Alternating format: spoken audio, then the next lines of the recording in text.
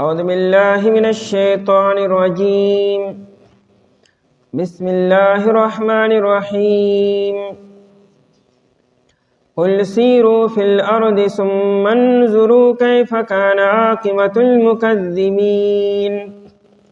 قل لمن ما في السماوات والأرض قل لله كتب على نفسه الرحمة ليجمعنكم إلى يوم القيامة لا ريب فيه الذين خسروا أنفسهم فهم لا يؤمنون وله ما سكن في الليل والنهار وهو السميع العليم.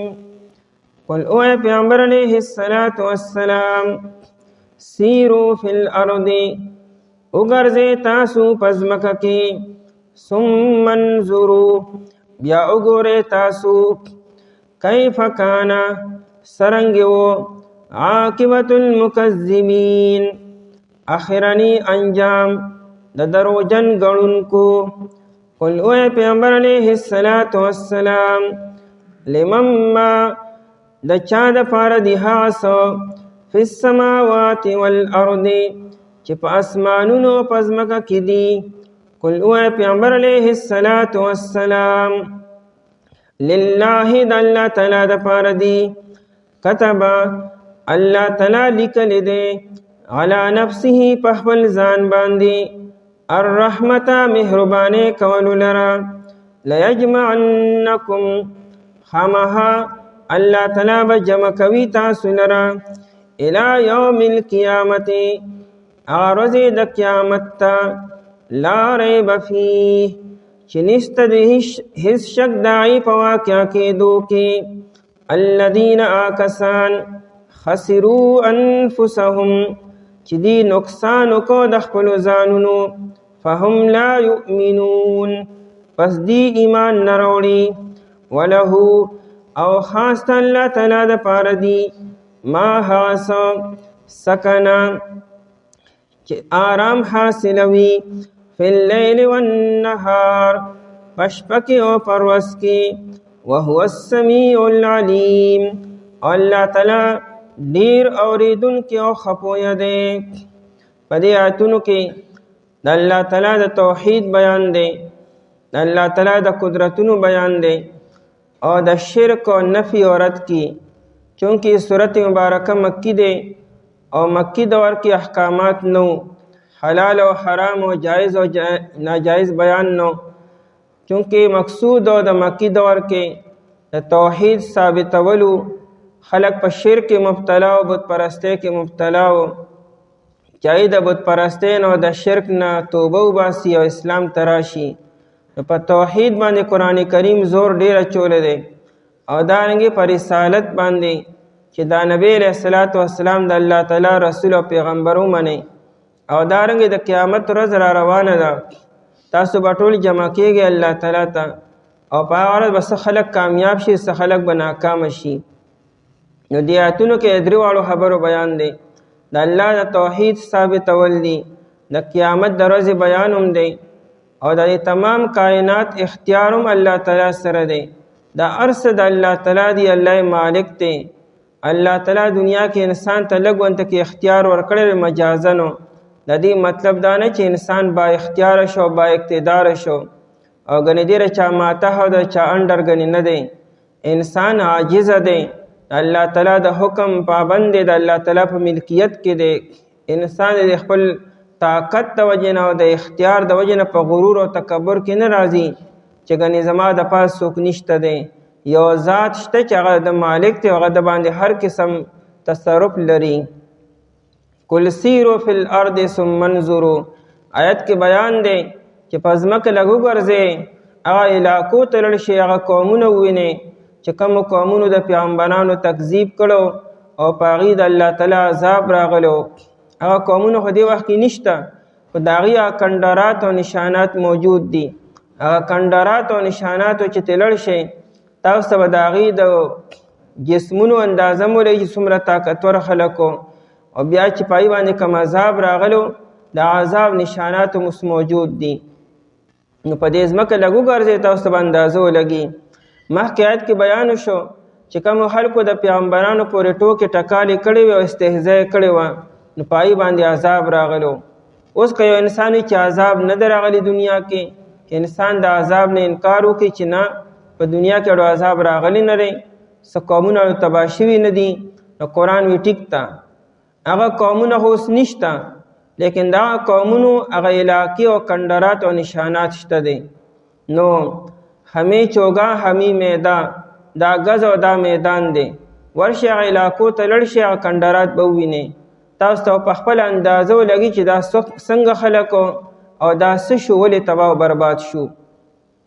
کلو نبی علیه الصلاة والسلام ان هغه علاقې داسې دي چې هلته لا تر اوسه پورې آبادي نشته دی، عذابونه په زرګونو کاله مخکې راغلو، لیکن هغه علاقې لا اوس هم دغه شانو خالی پرتې دي، هغه کندرات لا اوس هم دغه شان الټه پلټه پراته دي. د قوم ثمود چې کومه وادي وه کومه بستي وه هلته خو تر دې ساعته پورې لا آبادي نشته دی. د قوم عاد چې کومه آبادي وه کوم ځای و هغه ځای کې خو لا تر دې ساعته آبادي نشته دی. هغه کندرات لا اوس هم موجود دي، هغه بنیادونه لا اوس هم پراته دي، هغه ګټې لا اوس هم پرتې دي.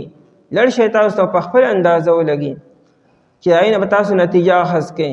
قلو ای پیغمبر علیه الصلاة والسلام سیرو وګرځئ، تاسو ساره یسیرو په ځمکه باندې ګرځېدو ته وایي، سیاحت ته ویل کېږي، سیر و سیاحتو د موږ اردو کې پښتو کې هم استعمالو، سیر و سیاحتو. دا سیر دا د عربی لفظ دی او سیاحت هم د عربی لفظ دی. سیاحت چرین دا کلو میدان ته وي، په کلو میدان کې تاسو وګرځئ، تاسو ته اندازه ولګي. د سیر سیاحت مقصد بس وي، مقصد بس تاسو عبرت حاصلولی. دغه علاقو کتلو مقصد بس صرف دای چې نتیجه معلومه کړي او د الله قدرتونه ته معلوم شي. ان دا د تلذذ د پاره او د نشاط د پاره او د ذهن د کلاولو د پاره نه، د دې سیر او سیاحت مقصد بس صرف دای چې انجام وګورئ دغه قومونو. دا نه چې رګلوم کولو شي او هلته کې موږ یا سیلفیانې واخلو، هلته کې ویډیوګانې جوړې کړو او هلته کې خپل موویګانې، دا دې لپاره نه. دا مقصد بالکل الټه شو. په یو قوم باندې چې عذاب راشي په یو علاقه باندې، هغه علاقې ته خو به د سره ورځي نه، هلته بیا موویګانې جوړول او هلته کې سیلفیانې اخیستل، دا خو بالکل د الله عذاب ته دعوت ورکول دي. نبی علیه الصلاة والسلام چې کله تبوک ته تشریف وړو، د تبوک سفر ډېر اوږد دی، نو په لاره کې د قوم ثمود هغه علاقه رالله. صحابه مخکې تلي وو او هغوی هلته کې د کویان نوبه هم روباسلې وې او هلته کې څه وړی مغږلي وو. نبی علیه الصلاة والسلام چې راورسېدو وی دا خو دې قوم باندې خو عذاب راغلی و، وی دا هر څه واړوئ او دلته نه زر ته زر روان شئ. او نبی علیه الصلاة والسلام چې سر مبارک ښکته کو او روان شو. عذاب چې په کم قوم باندې او په کم علاقه باندې راغلی، هغه علاقې ته به دننه نه ورځي چې وګورم چې دې کې څه دي. قرآن چې خبره کوي نو دا نه چې دننه ورشي هر څه ووینئ، هغه دا وایي چې هغه علاقو په خوا کې تیر شئ نو د هغې تاسو ته به نشانات معلوم شي.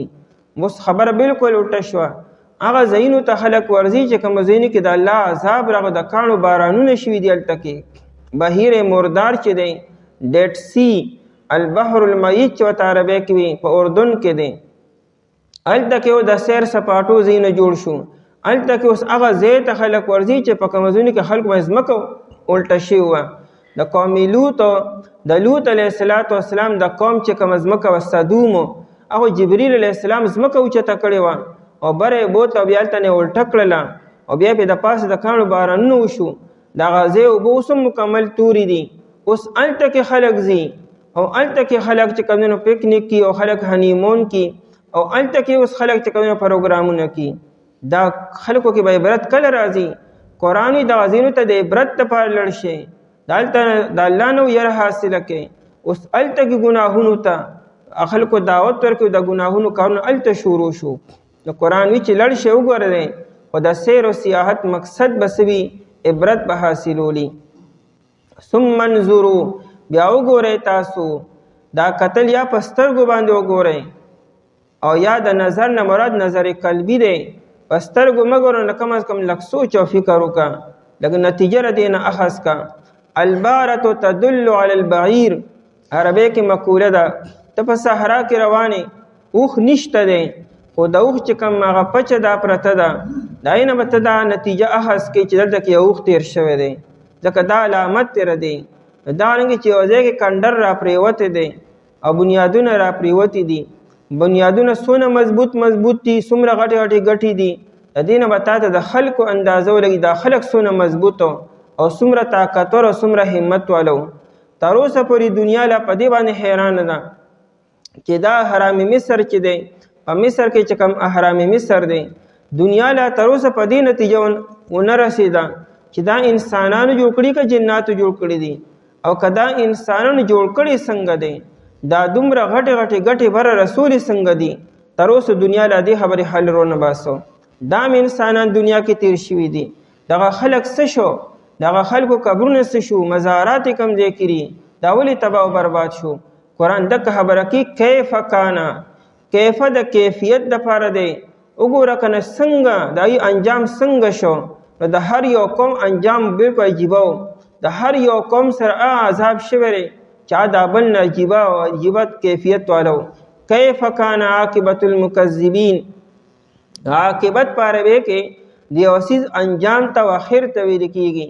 عربی کې د پوندې ته عاقب وي د عاقب هم شاته وي پوند شاته وي عاقبت نه مراد انجام د یو څیز وروسته وي. نو کیف کان عاقبت المکذبین څرنګه و انجام المکذبین د تکذیب کوونکو د دروغجنو ګڼونکو خلکو چې د پیغمبرانو تکذیب وکړو د معجزاتو تکذیب وکړو استهزاء کوله. ابن عاشور لیکلی دی المکذبین وی او المستهزئین ونه وی حالانکه مخکې آیت کې د المستهزئین ذکر و ټوکې ټکالې کوونکي مذاق کوونکي او دلته تکذیب وی او المکذبین اسم وروړو اشاره دې طرف ته ده چې د دې خلکو عادت او اخلاق د ټوکو ټکالو او اخلاق او عادتونه دي د تکذیب کولو یعنی دا تکذیب او دا دروغجن ګڼل دا کار دي څه یو پیره نه کړي دا د دې عادت جوړ شوی و چې همیشه به تکذیب کو د هر خبرې به تکذیب کو د هر معجزې به تکذیب کو او هر ټیم به استهزاء کوله دا دې بالکل عادت جوړ شوی دی لکه څنګه چې د انسان خپل عادتونه وي دغه شان عادت د دې او دامو چې د پیغمبرانو تکذیب کولو او پیغمبرانو پر ټوکې ټکالې کولو. دویمه نقطه دا لیکلې ده دلته المکذبین وي دا تکذیب چیرې دا ځان له د هلاکت لپاره کافي دی کدی کې نور څه خبره نه و نور څه برایي پکې نه و صرف دا تکذیب کول چیرې کنه د الله د عذاب د پردام کافي دی په دې خبرم د الله عذاب راځي. دارنګه دا استهزاء چې د پیغمبرانو پورې مذاق کول او ټوکې ټکالې کولو دا ځان له الله د عذاب د پاره کافي دی که نور اس قسمه خرابي پدې کې نه وي اس قسمه ګناه پدې کې نه وي یا صرف تکذیب پدې کې او یا صرف پدې کې استهزاء و د الله د عذاب د پاره دغه ګنام کافي دی. قل نبی علیہ الصلوۃ والسلام لمن ما فی السماوات والارض دا الله د توحید بیان دی او د قیامت د ورځې بیان دی. او نبی علیہ السلام د دینم لګ تاسو کا دا دومره دی الله تعالی عقل ور کړی ری بصیرت ور کړی ری سترګي ور کړی دي دینم لګ تاسو کا چې تاسو د الله نه ما سوا دی بوتانو بندگی کوئ راته وایي چې د اسمان ازمکه د چا دی دا چا پیدا کړی دي تاسو دی معبودانو په دې کې لکه څه کار کړی دی لمن د چا د پاره دی ما هغه سو فی السماوات والارض چې په اسمانونو کې دی او په ځمکه کې دی. نو دانه چې غني پیغمبر علیه السلام ته پته نشته یا غني الله تعالی ته پته نشته چې دی راته وایي استفهام هوی دی ته کنه ځان پویا کولو ته استفهام بعد اوقات سوال حلقی ځان پویا کی یره ځان پویا کو پته راته نشته دی دلته کې د استفهام مقصد دا نه چې غني الله تعالی ځان پویا کی یا نبی علیہ الصلوۃ والسلام ځان پویا کی او د مخکې خبره معلومه ده واضحه ده نه دا استفهام تقریری دی یعنی دا خبره محکم کول دی او ثابتول دی او د دې داخلي بندول دی چې دی په خپل وایي چې دا ارسه الله تعالی پیدا کړی دی نو بیا به تاسو کې رستاسو د معبودانو پکې بیا څه کار شو چې دا دومره لوی کائنات الله پیدا کړی تاسو وایي چې الله پیدا کړی دی بیا ردی غټو د لوټو د معبودانو لکه څه حیثیت شو بیا دا ستاسو معبودان بیا څنګه شو؟ لمن ما فی السماوات والارض د چا د پاره دی هغه څه چې په اسمانونو کې دی او په ځمکه کې دی. او د اسمان او د ځمکې ذکر کی چې زموږ ته ژوند دک معلوم دي. نو د اسمان نه بره مونږ ته پته نشته او د ځمکې د لاندې مونږ ته پته نشته. ورنه الله تعالی خو صرف د اسمانونو د ځمکو مالک نه دی، الله خو د هر څه مالک دی، تمام کائناتو. که مونږ ته معلوم دی او که نه دی معلومو، د اسمان نه بره او د ځمکې نه ښکته بلا شي عالمونه دي، بلا لوی کائنات دی، خو مونږ ته علم نشته دی. نو ځکه قرآن کریم زمونږ د علم او زمونږ د معلوماتو په حساب سره اسمانونو د ځمکو ذکر کی، ورنه د تمام کائنات پیدا کوونکي څوک ته دی وایي چې الله تعالی دی. کل وی نبی علیہ الصلوۃ والسلام لله دا علام د پاره د ملک دی، یعنی د دې مالک الله تعالی دی، پیدا کړیم د الله تعالی دی او سي مالکم الله تعالی دی. او دې ته ونه چې دی وایي وی نبی علیہ السلام ته جواب ورکړي چې الله تعالی دی، نو دا ولې چونکه جواب واضح دی. په ډیرو موکو دیم ویلی دی چې دا الله تعالی پیدا کړی دی. خو دلته کې کل لله زکوت وایا چې کیدی شي خاموش شي او کیدی شي خبر واضح ونه کی، بیا ته په خپل وای چې لله د الله تعالی د پاره دی، الله مالک دی. نو دی په دې خبره باندې جرح نشي کولی چې نه الله مالک نه دی. دیوم دا خبره تاسو سره مني ته قدیم د دې خبره اقرار کی چې دې پیدا کون کې الله تعالی دی. كتب على نفسه الرحمه، كتب الله تعالی لیکل دی على نفسه په خپل ځان باندې الرحمه، دا رحمت چې دا د معنا مهرباني کولو. ابن عاشور لیکي چې الرحمت د مستر معنا بوکو، الله دا خبر لیکل دا چې زما مهرباني کوم، الله تعالی دا خبر په ځان باندې په خپل لازمه کړی دا. کتبه وروړو، کتبه لیکلو ته ویل کېږي کومه خبره چې ولیکل شي نو مضبوطه شي، محکمه شي، روانیږي نه. موږ پښتو کې دا د کاڼي کرخه ده، دا نه روانیږي، که زمانی تیر شي که نه خدا خبر روانه نشي. الله تعالی د خپل مهرباني په ځان باندې لازمه کړې ده. زمانی تیر شوي، خلکو کم کم ګناهونه ونکړه په ځمکه باندې، چا وی زه خدای یم، چا وی زه ربکم الاعلی یم، چا سوی چا سوی. الله تعالی بیا مهرباني کی په دنیا کې. الله تعالی له دنیا نه مایوس شوی نه دی، نا امید شوی لا نه دی. الانکه خلک کم کم ګناهونه کی، هغه د انسانانو سلسله الله تعالی چلی، الله تعالی پیغمبران را لیږي، بیا را لیږي. ځکه الله تعالی په خپل ځان باندې رحمت او رحم کول دا لازم کړی دي. زمونږ ستاسو خپل ځان ته وګورو، که زمونږ یو ماتحتي زمونږ په اختیار کې وي، هغه یو ګناه وکړي، یو نافرماني وکړي، بیا وکړي، اوس خو د بالکل نه پرېږدمه، اوس که تمام دنیا راشي نو بالکل معافي نشته دی. لیکن الله تعالی ته وګورئ، په دې بندګانو یې پوره اختیار حاصل دی او علم دی وته. د الله تعالی ته هر څه محیط دی او هر انسان د خپل وس مطابق لګیا او نافرمانی کی او بار کی. الله تعالی دا نه کی چې بس فورن ختم کی، بیا الله تعالی انسان ته مهلت ورکړي، ځکه الله رحم لیکل دی، مهرباني الله تعالی کی، ایسه انتها نشته دی. د الله تعالی مهرباني د الله تعالی لیکي دا بکوما، او الله تعالی په خپل ځان په خپل لازمه کړی دا، په الله تعالی چا دا نه لازمه کړی او نه په چا دا خبر لیکل دا. كتب الله تعالی لیکل دا علی نفسه په خپل ځان باندې الرحمت، رحم کول او مهرباني کول، دا د الله فضل او احسان دی. حدیث کې راځي نبی علیہ الصلوۃ والسلام فرمایي چې کله الله تعالی اسمانونو او ځمکه پیدا کړو نو الله تعالی سل رحمتونه پیدا کړو او یو رحمت دنیا ته راولېږو او دا 99 رحمتونه الله تعالی خپل ځان سره خې دي. او دغه یو رحمت وجه دا ده چې په دنیا کې مور په خپل بچو باندې رحم کی او دا حیوانات په خپل بچو باندې رحم کی. دا صرف د یو رحمت اثر دی. دومره مهرباني په دنیا کې شته دی چې الله تعالی به د قیامت پر ورځ باندې بیا هغه یو کم سل رحمتونه ظاهر بکی او د عید وجه نه الله تعالی د ډیرو خلکو مغفرت بکی، ډیره بهانه بکی، ناشنا ګناهونه به الله تعالی معاف کی، شرک به صرف نه معاف کی او نور چې الله تعالی کله بیا وغواړي دا ټول ګناهونه به الله تعالی خلکو ته معاف کی.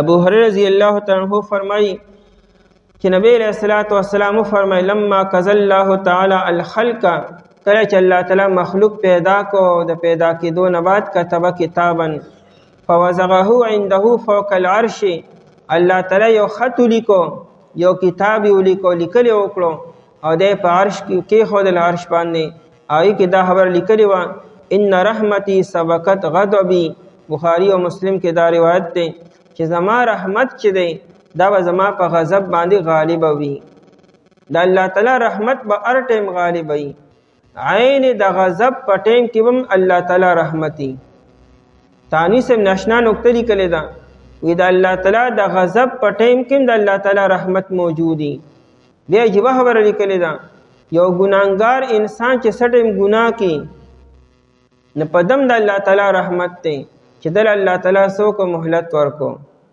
او ک الله تعالی دی رانیسی دا ټیم کې د الله تعالی رحمتي چې په هټ عذاب باندې نه رانیسی وړي تنبیحات وتکی ان سزا ول الله تعالی ورکی خو مناسبه او لګ ورکی ولا نه دغه ټیم کې د الله تعالی رحمتي د غضب په ټیم کې مو چې سخت سزا ول نه ورکی بیا لیکي چې په کافر باندې مو که دنیا کې عذاب راځي وي د عذاب په ټیم کې د الله تعالی رحمت موجودي چې داینه بر عذاب ول ورنکو الله سره ډېر بل شانتي عذابونه دي یو کافر لا یو قوم له چې الله تعالی عذاب ورکی دا عذاب نه بر چې کوم عذاب وي ول ورنکو نو کوم عذاب ول ورکو ودم د الله تعالی رحمت ته ابن عاشور لیکلی دي چې رحمت د الله تعالی دو دي یو کامل دی رحمت کاملو ا د نیکانو بندگانو د پاره دی یو رحمت موقت دی یعنی الله تعالی رحمت خو یو ټیم ولا مقرر کړی دی نه موقت د کافرانو د پاره او د ګناګارو خلکو د پاره دی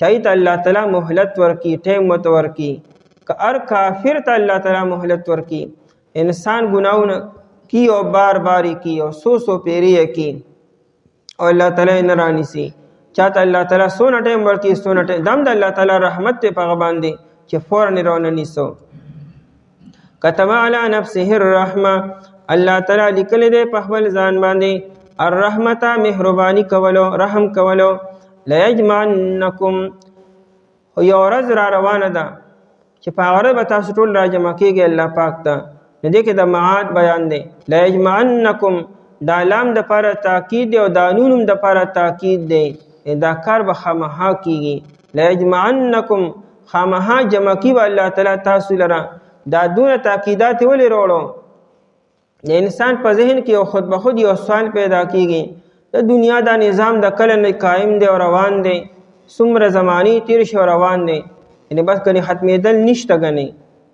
دا یو سوال شیطان پیدا کی د انسان په ذهن کې کافرانو بداوي قرآن نه دا کار به خامخا کیږي ليجمعنکم الله تعالی به تاسو خامخا راجمع کیبا الی یوم القیامت د قیامت تر ورځې قیامت هغه ورځې ته د الی کې د سوق معنا ده ان د شړلو او د راغونډولو معنا ده تاسو ټول به الله تعالی راغونډي او راجمع کیبا یا د قیامت پر ورځ باندې چې اسرافیل علیه السلام کله دوباره شپېلې وخی تاسو ټول خلک به راپاسې د قبرون نه بیا به روان شي او فرشتې بم بیا اور بم جمع کی د محشر میدان ته لا الی یوم القیامت مراد ده د مر سره تاسو ټول ځمکې ته ځئ انسان چې څنګه مریض ځمکې ته ځي جمع کیږي په ځمکه کې ټول انسانان په یو مقبره کې جمع شي تاسو وګورئ د مقبرې یو ځای هر ځای کې قبرستان یو ځای هلته کې په زرګونو په زرګونو خلک یو ځای د جمع کیږي یو ځای کیږي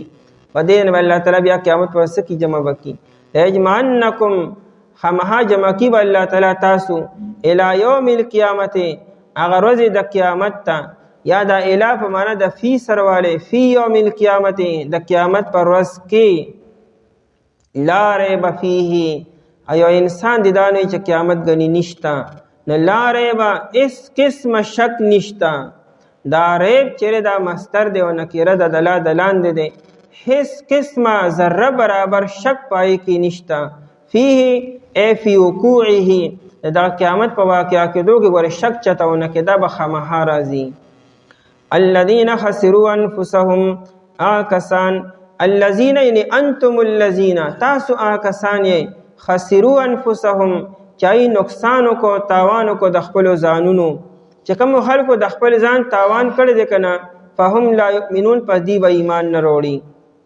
یعنی دی د ایمان ولې نه وروړي؟ د ایمان د نه وروړو وجه داره چې د خپل ځان تاوان کړی دی. ابن عاشور لیکي وی خسروا انفسهم ای ازواعو، دی ضایع کو، دی خپل استعداد ضایع کړی دی. د ایمان د وروړو چې کم قوت او استعداد الله پاک دی له ورکړی دی هغه دی ضایع کړی دی، د هغې د وجې نه دی ایمان نه وروړي. خسرو خساره څه ته وایي؟ خساره په عربی کې دی ته وایي چې یو تاجر نه سرمایه د سره هلاکه شي. یو انسان چې تجارت کی نو که هغه چېرې ګټه ونه کړي نو سرمایه خو کم از کم لاسو کې وي، چې کم رأس المال دی کم سرمایه ده هغه هم ستا نه لړله، ته به تجارت په څه وکړې اوسو، تو خالی لاس پاتې شوې. نو خساره دی ته وایي چې انسان په تجارت کې ګټه څه کوي چې سرمایه هم بیلي، نو هغه ته ویل کېږي خساره او خاسر او خسران ویل کېږي. قرآن کریم خسرو وي، نقصان یاد نه کو، خسرو لفظ وروړو. دی د خپلو ځانونو خساره وکړه، نقصان یې وکړو. هغه سرمایه چې کوم د ایمان د وروړو کم طاقت او کم قوت او کم بصیرت هغه دی مکمل ضایع کو، هغه دی ختم کو. نو خسرو انفسهم وي، دی نقصان وکړو، تاوان یې وکړو د خپلو ځانونو. فهم لا یؤمنون، پس دی ایمان به راونړي. ځکه ایمان به څه راوړي چې دی هغه خپل هغه قوت او همت او استعداد او لیاقت چې کوم دی خراب کړی دی. وای نبی علیہ الصلوۃ والسلام وګرځئ تاسو په ځمکه کې، بیا وګورئ تاسو څرنګه یو انجام د دروغجن ګڼونکو. وای نبی علیہ الصلوۃ والسلام د چا دپاره دي هغه څه چې په اسمانو کې ځمکه کې دي؟ وای نبی علیہ الصلوۃ والسلام د الله تعالی دپاره دي. الله لیکلی دی په خپل ځان باندې مهربانۍ کولو لره خامخا جمع کوي تاسو لره هغه ورځې د قیامت ته چې نهشته شک په هغې کې هغه کسان چې نقصان وکړو د خپلو ځانونو پس دی ایمان نه راوړي.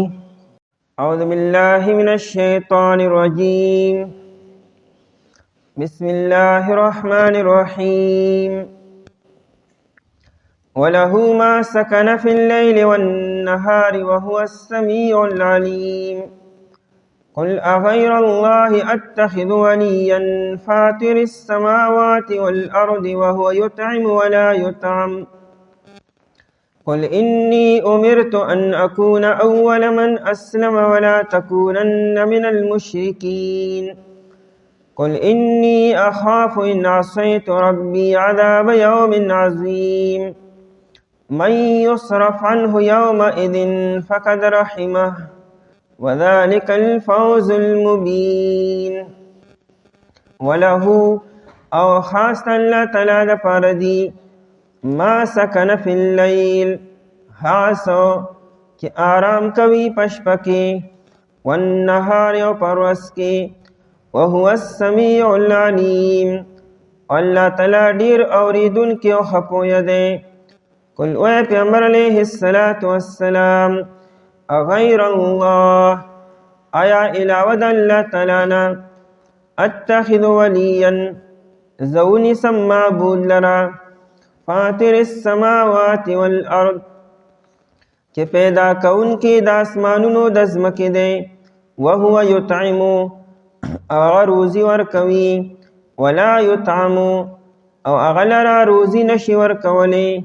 قل او پیغمبر علیه الصلاة والسلام انی امرتو، بېشکه ما ته حکم کړی شوی دی، ان د دې خبرې اکون اولا چې شمز اول، من اسلم هغه څوک چې تابعداري یې کړې ده، ولا تکونن من المشرکین او مکیږه ته د شرک کوونکو نه.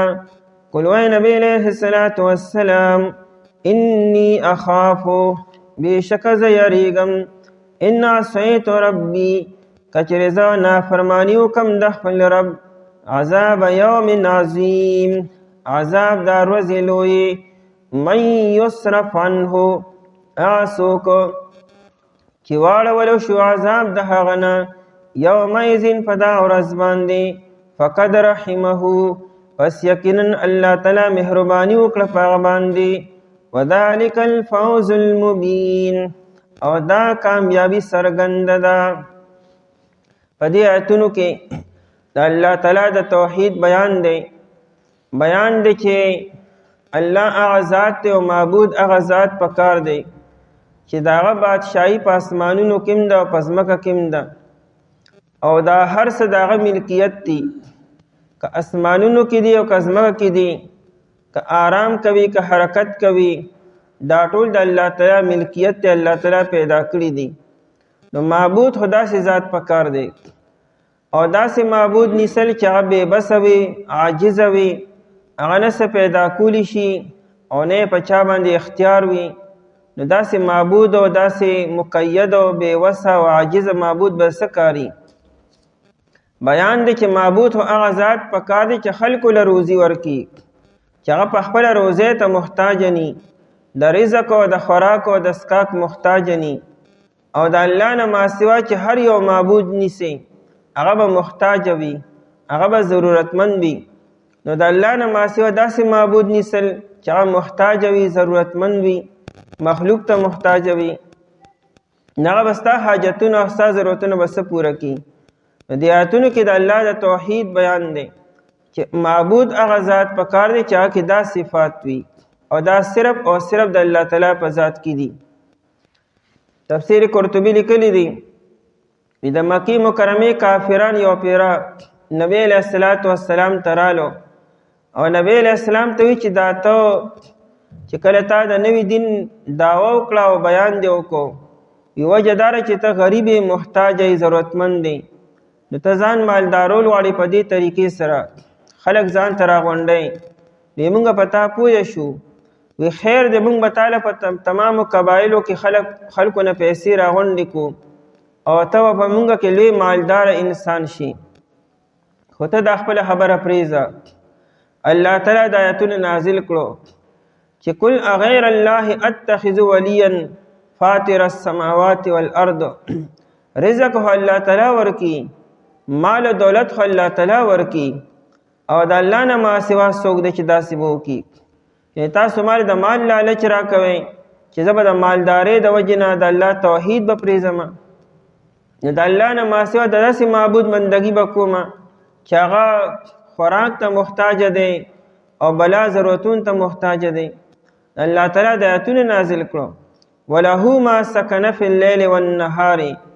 د آیت کې بیان دی چې دا هر څه د الله تعالی دی، که په دې ځمکه کې، په دې اسمان کې، په دې کائنات کې که تا ته یو څیز په سکون باندې ښکاري چې آرام کی او حرکت نه کی، او که حرکت والا تا ته ښکاري، دا ټول هر څه د الله تعالی دی. دا موږ ته ډېر څیزونه بې حرکته ښکاري، سکون باندې دي، او ډېر څیزونه په حرکت کې دي. یا خدا چې جاندار او بې جانو، او یا دا چې دا جاندار دی خو کله دې آرام کی او کله دې حرکت کی.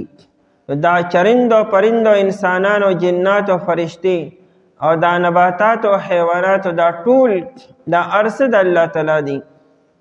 وله خاص د الله تعالی د پاره دی.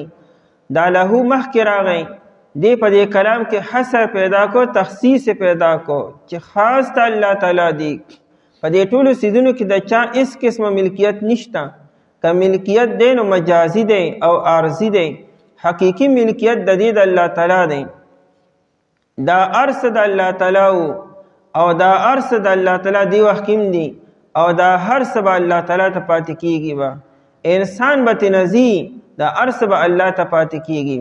کل من علیها فان ويبقى وجه ربک ذو الجلال والاکرام.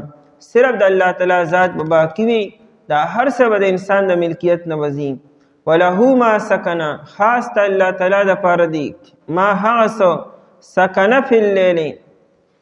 سکنه په دوه معنو باندې راځي. یا دا د سکنا نه کوي، نو سکنا رهایش اختیارولو ته وي، اوسېدلو ته وي. سکنه چې اوسیږي فی اللیل په شپه کې، والنهار او په ورځ کې. په ورځ او په شپه کې چې څه اوسیږي نو دا زمانه ده، د زمانې نه بار څوک نشته. په دې زمانه کې په شپه او ورځ کې چې څومره څیزونه اوسیږي، که جاندار دی او که بې جانه دي، که حرکت کی او که نه کی، دا ټول د الله تعالی دی. یا دا سکنه د سکون نه دی، او سکون معنی آرام کولو. نو وله ما سکنه، او خاص ته الله تعالی د پاره دی هغه څه چې آرام کوي، سکون نیسی فی اللیل والنهار، په شپه کې او په ورځ کې. دا ارس د الله تعالی دی، دا د الله تعالی نعمت دی. دا رهایش اختیارولو او دا سکون او آرام کول دا د الله تعالی نعمت دی. نو سکنه ذکر کو چې آرام کی او د دې مقابله کې حرکت ذکر نکو، ورنه بیا عبارت دا سره وله ما سکن فی اللیل وله ما تحرک فی النهار. خاص ته الله د پاره دی هغه چې په شپه کې سکون کی، آرام کی او په ورځ کې حرکت کی او کارونه کی. دا ټول چې څومره حیوانات دي، که انسان دی او که حیوانات دي، چې سار شي په خپل فلکار پسې روان شي، چې ماښام شي آرام د پر خپل فرضې ته راغونډېږي. نو د ورځې حرکت کی او د شپې آرام کی، دا ټول ارس د الله تعالی دی. نو حرکت ذکر نه کو، سکون ذکر کو. یو جداره چې دا سکون د الله تعالی نعمت دی. په حرکت کې مشقت ته، مهنت ته او هجرت ته، او په سکون کې آرام کول دی او راحت حاصلول دی. ځکه سکنه ذکر کو. وله ما سکن فی اللیل والنهار. خاص ته الله تعالی د پاره دی هغه څوک چې آرام کوي او رهایش اختیاروي په شپه کې، والنهار او په ورځ کې. وهو السمیع العلیم. الله تعالی ډیر اوریدونکی، العلیم ښه پوهه دی. الله ښه اوري او ښه پوهیږي. یعنې په ظاهره کې د کائنات ته چې وګورئ څومره بېشمېره مخلوقات دي، په دې کې څومره افراد دي، څومره ذرات دي. د دې ټولو نگرانی کولو، دا ټولو باندې علم ساتلو چې څوک څنګه دی، کم ځای کې په کم حال کې ری څه کي، په ظاهره کې دی معلومول ګران کار دی. خو الله تعالی ته دا هر څه معلوم دي چې څوک کم ځای کې دی او څنګه حال کې دی، او څوک څه وایي او په کومه ژبه کې وایي. دا حیوانات هم خبرې کوي، دا میږي هم خبرې کوي، دا واړه او لوی تمام مخلوقات دا خبرې کوي. ټولو دا خبرې الله تعالی اوري. د دې اوازونه الله تعالی اوري. د هر فرد اواز الله تعالی اوري. هغه ته چې څه مسله ده، څه شکایت دی، دا ارس الله تعالی اوري. مونږه تاسو په یو وخت کې دوه درې اوازونه نشو اورېدی، بیا فرق نشو کولی. مونږه د په یو خبره پوهیږو، په دوه نه پوهیږو مونږه. لیکن د الله تعالی ذات بل شان دی. هغه په یو ټایم کې د تمامو مخلوقاتو، تمامو حیواناتو، تمامو انسانانو، تمامو جناتو، تمامو فرشتو او نور څومره ساواله مخلوقات دي، ای تمامو اوازونه، فریادونه، مسائل او مشکلات او ضرورتونه او حاجتونه د شپې او د ورځې په هر ځای کې چې دی هغه الله تعالی باقاعده اوري. او الله تعالی ته علم دی چې چاته دې وخت کې څه پکار دي، هغه الله تعالی برابري. کلوه نبی علیه الصلاۃ والسلام اغیر الله. دا انکار دی، دا زه نشم کولی. تاسو مال دا دعوت راکوئ چې زه الله تعالی توحید پرېږدم او د الله نه ما سوا د یو بت بندګي شروع کړم چې هغه نه چا له څه ورکولی شي او نه چا مسلې حل کولی شي. اغیر الله، آیا ما سوا د الله تعالی نه، آیا د الله نه علاوه اتخذ ولیا، زه ونیسم یو دوست لره. د ولی معنی د دوستو او کارسازو. روح المانی لیکي وی الولی هو المعبود. دلته کې دا ولی په معنی د معبود سره دی. د الله نه ما سوا بل څوک معبود ونیسم، کا انسان دی او کا بل څوک دی. او الله کم ذات دی؟ فاطر السماوات والارض. دا فاطر صفت د الله دی. هغه الله چې پیدا کوونکی د اسمانونو او د ځمکې دی. او دا فاطر د ولین صفت نه دی، ځکه ولین منصوب دی، دو زبر دی پی، او فاطر د لاندې زیر دی. دا د دې ولین صفت نه دی. فاطر السماوات والارض، چې پیدا کوونکی د اسمانونو د ځمکې دی. فاطر معنا اصل کې په اول ځل پیدا کولو. فاطر د فطرن نه دی. فطرن چې یو څیز مات کې او د هغې نه سر وباسي، لکه دا اډوکي مات کې د کجوري او د هغې نه مغز روباسي، دې ته ویل کېږي فاطرو. عید الفطر ته عید الفطر ولې وایي؟ وړوکي اختر ته عید الفطر وایي. په دې کې دا یو میاشت چې تا کمې روجې نیسلې، دا یو میاشت روجې تا امساک کړو، بند کړی، د خوراک او څښاک دې بند کړو، سحر تا خوراک نه کو. نو عید الفطر ورته ځکه وایي چې هغه بندش تا مات کو، ځکه ته عید الفطر وایي. فاطر معنا په اول ځل پیدا کولو. ابن عباس رضی الله تعالی عنہ وی ما ته د فاطر معنا منو معلومه چې دا فاطر السماوات والارض دی اصل معنا څه ده. نو یو پیروي دوه اعرابي رالو، د باندې اوسیدونکي او 2 کسان رالو د خپلو کې جګړه په یو کوی باندې نو یای کې آیا راته وی چې انا فطرتها وی دا کوی ما کنستو نو انا فطرتها معنا په اول ځل دا کوی ما کنستو نو زه پوه شم چې ها د فطر معنا دار چې په اول ځل یو کار کولو او د ابتدا یو کار شروع کولو دا عربي دا وی چې د دې کوی لومبني قدم لومبني بنیاد ما یې خده زه پوه شم چې د فاطر معنا دارا چې یو سیز په اول ځل باندې پیدا کولو او په اول ځل پیدا کول کارګرانی چې تا ته مخې ته نقشم نوي او تا سره میټیریلم ني تا سره ماده وسایلم تا سره ني دا نه چې یو څو سیزونه یو ځای کې ستې جوړ کړي هغې ته فاطر نه ویل کېږي فاطر او مبدع او بدیع معنا دی چې تا سره مخکې نه وسایل ني اسباب تا سره ني میټیریل ني او نقشم مخکې ني او ته اوسې د ابتدا نه روان کې دې ته ویل کېږي بدیع او دارنګې فاطر او شروع کولو د فاطر السماوات والارض چې پیدا کوونکی د اسمانونو د ځمکې دی وهو یطعم ولا یطعم او هغه رزق ورکوي یطعمو الله رزق ورکوي نو چاله ورکي نا مفعول ذکر نکو چې چاله ورکی ار چاله ورکی چاله نه ورکی وهو یطعمو الله رزق ورکی نو ار چاله ورکی او دلته کې تا نو مراد خوراک نه دی هر یو ضرورت دی روح المانی لیکي چې د تا نو مراد صرف خوراک او روزی نه ده هر یو ضرورت او هر یو فایده انسان صرف خوراک نه کی بلا ضرورتونه د انسان دي لباس د انسان ضرورت دی هوا د انسان ضرورت دی اوبه د انسان ضرورت دی دا رڼا او تیاره د انسان ضرورت دی دوايانې د انسان ضرورت دی نور څومره ضرورتونه د انسان دي دا ټول یطعمو کې راځي الله تعالی د هر چا ضرورتونه پوره کړي ولا یطعمو او الله له رزق نشي ورکولی الله له څوک دا ضرورتونه نه پوره کړي ځکه الله تعالی ته ضرورت شته نه الله تعالی محتاج نه دی الله تعالی ته د هیڅ څیز ضرورت نشته دی نو څوک له پوره کیم نه الله تعالی خدا سے ذات دی چې خلقونه ارس کی او الله له څوک هم څه نه کوي داسې ذات والا معبود پکار دی او کنه داسې معبود چا پر کار کې بل چاته محتاج دی وهو یطعم ولا یطعم او رزق ورکوي ولا یطعم ولا رزق نشي ورکول کېدی کلو نبی علیہ الصلوۃ والسلام انی امرت بیشک ما ته حکم کړی شوی دی ان الله تعالی ما ته حکم کړی دی ان اكون اول من اسلم دا چې شمزو لومبه د اچانا اسلم ای اسلم وجهه لله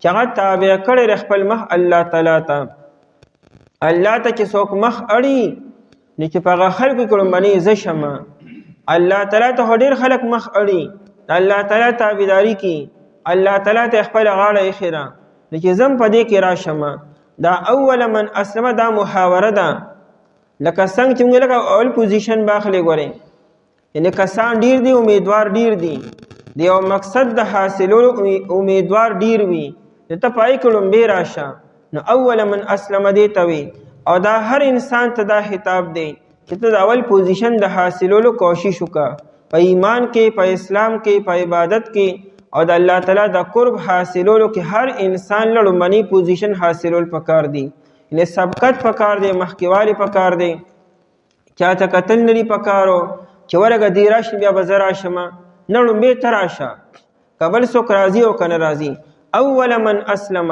لومبه د هغه چانه اسلم چې مه اړول دی الله تعالی ته او مراد تابعداري کول دي اسلام گردن نهادن توي دا غاړه چاته کې خودلو توي چې ستا پړې او زما غاړه ان ستا حکم او زما امین او لبیک ویلو الاول من اسلم لومبه د هغه چانه چې هغه مخ اړول خپل الله تعالی ته ولا تکونن او ماته دې خبریم حکم کړی دی چې مکیږه تو من المشرکین د شرک کوونکو نه شرک بګوره بالکل نه کې ماته دې خبرې حکم شوی دی قلوا نبی علیہ الصلوۃ والسلام انی اخاف بیشک زیریګم ان عصیت ربی کچرزنا فرمانی حکم د خپل رب دا انی اخاف عذاب یوم عظیم ان عصیت ربی وکما د خپل رب نه فرمانی وکړه نو ګورې د الله تعالی د لوی عذاب نه یریږم ځکه نافرمانۍ د وجې نه الله تعالی عذاب راځي او الله تعالی بیا دا نه ګوري چې دا څوک دی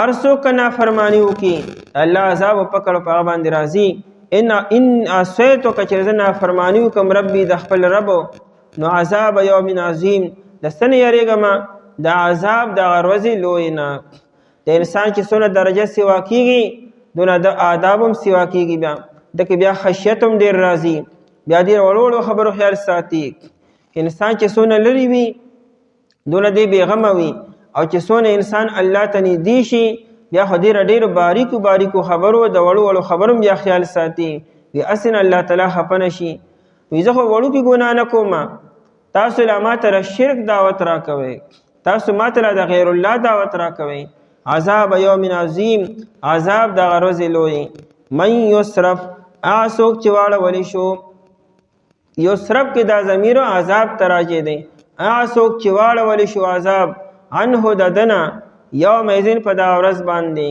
په هغه لویه ورځ باندې فقد رحمه پس یقین الله تعالی مهرباني وکړه په ده باندې د من یصرف عنه کې دوه معنی موږ کولی شو یو معنی دا ده چې رچانه د قیامت په ورځ باندې عذاب واړولی شو او بله معنی داسې کولی شو څوک چې د قیامت په ورځ د عذاب نه واړولی شو مطلب دواړه یو راځي من یصرف هغه څوک چې واړولی شو عذاب عنه د ده نه د قیامت په ورځ باندې او بله معنا به داسې وکړو من یصرف هغه څوک چې واړولی شو دی عنه د عذاب نه یومئذ په دا قیامت په ورځ باندې نو پس یقینا الله تعالی په ډېر لوی مهرباني وکړه فقد رحمه پس یقینا الله تعالی مهرباني وکړه په ده باندې او مهرباني څه دی خلاصي ورکول دي د عذاب نه وهي النجات د عذاب نه خلاصي دا لوی مهرباني ده فمن زحزح عن النار وادخل الجنه فقد فاز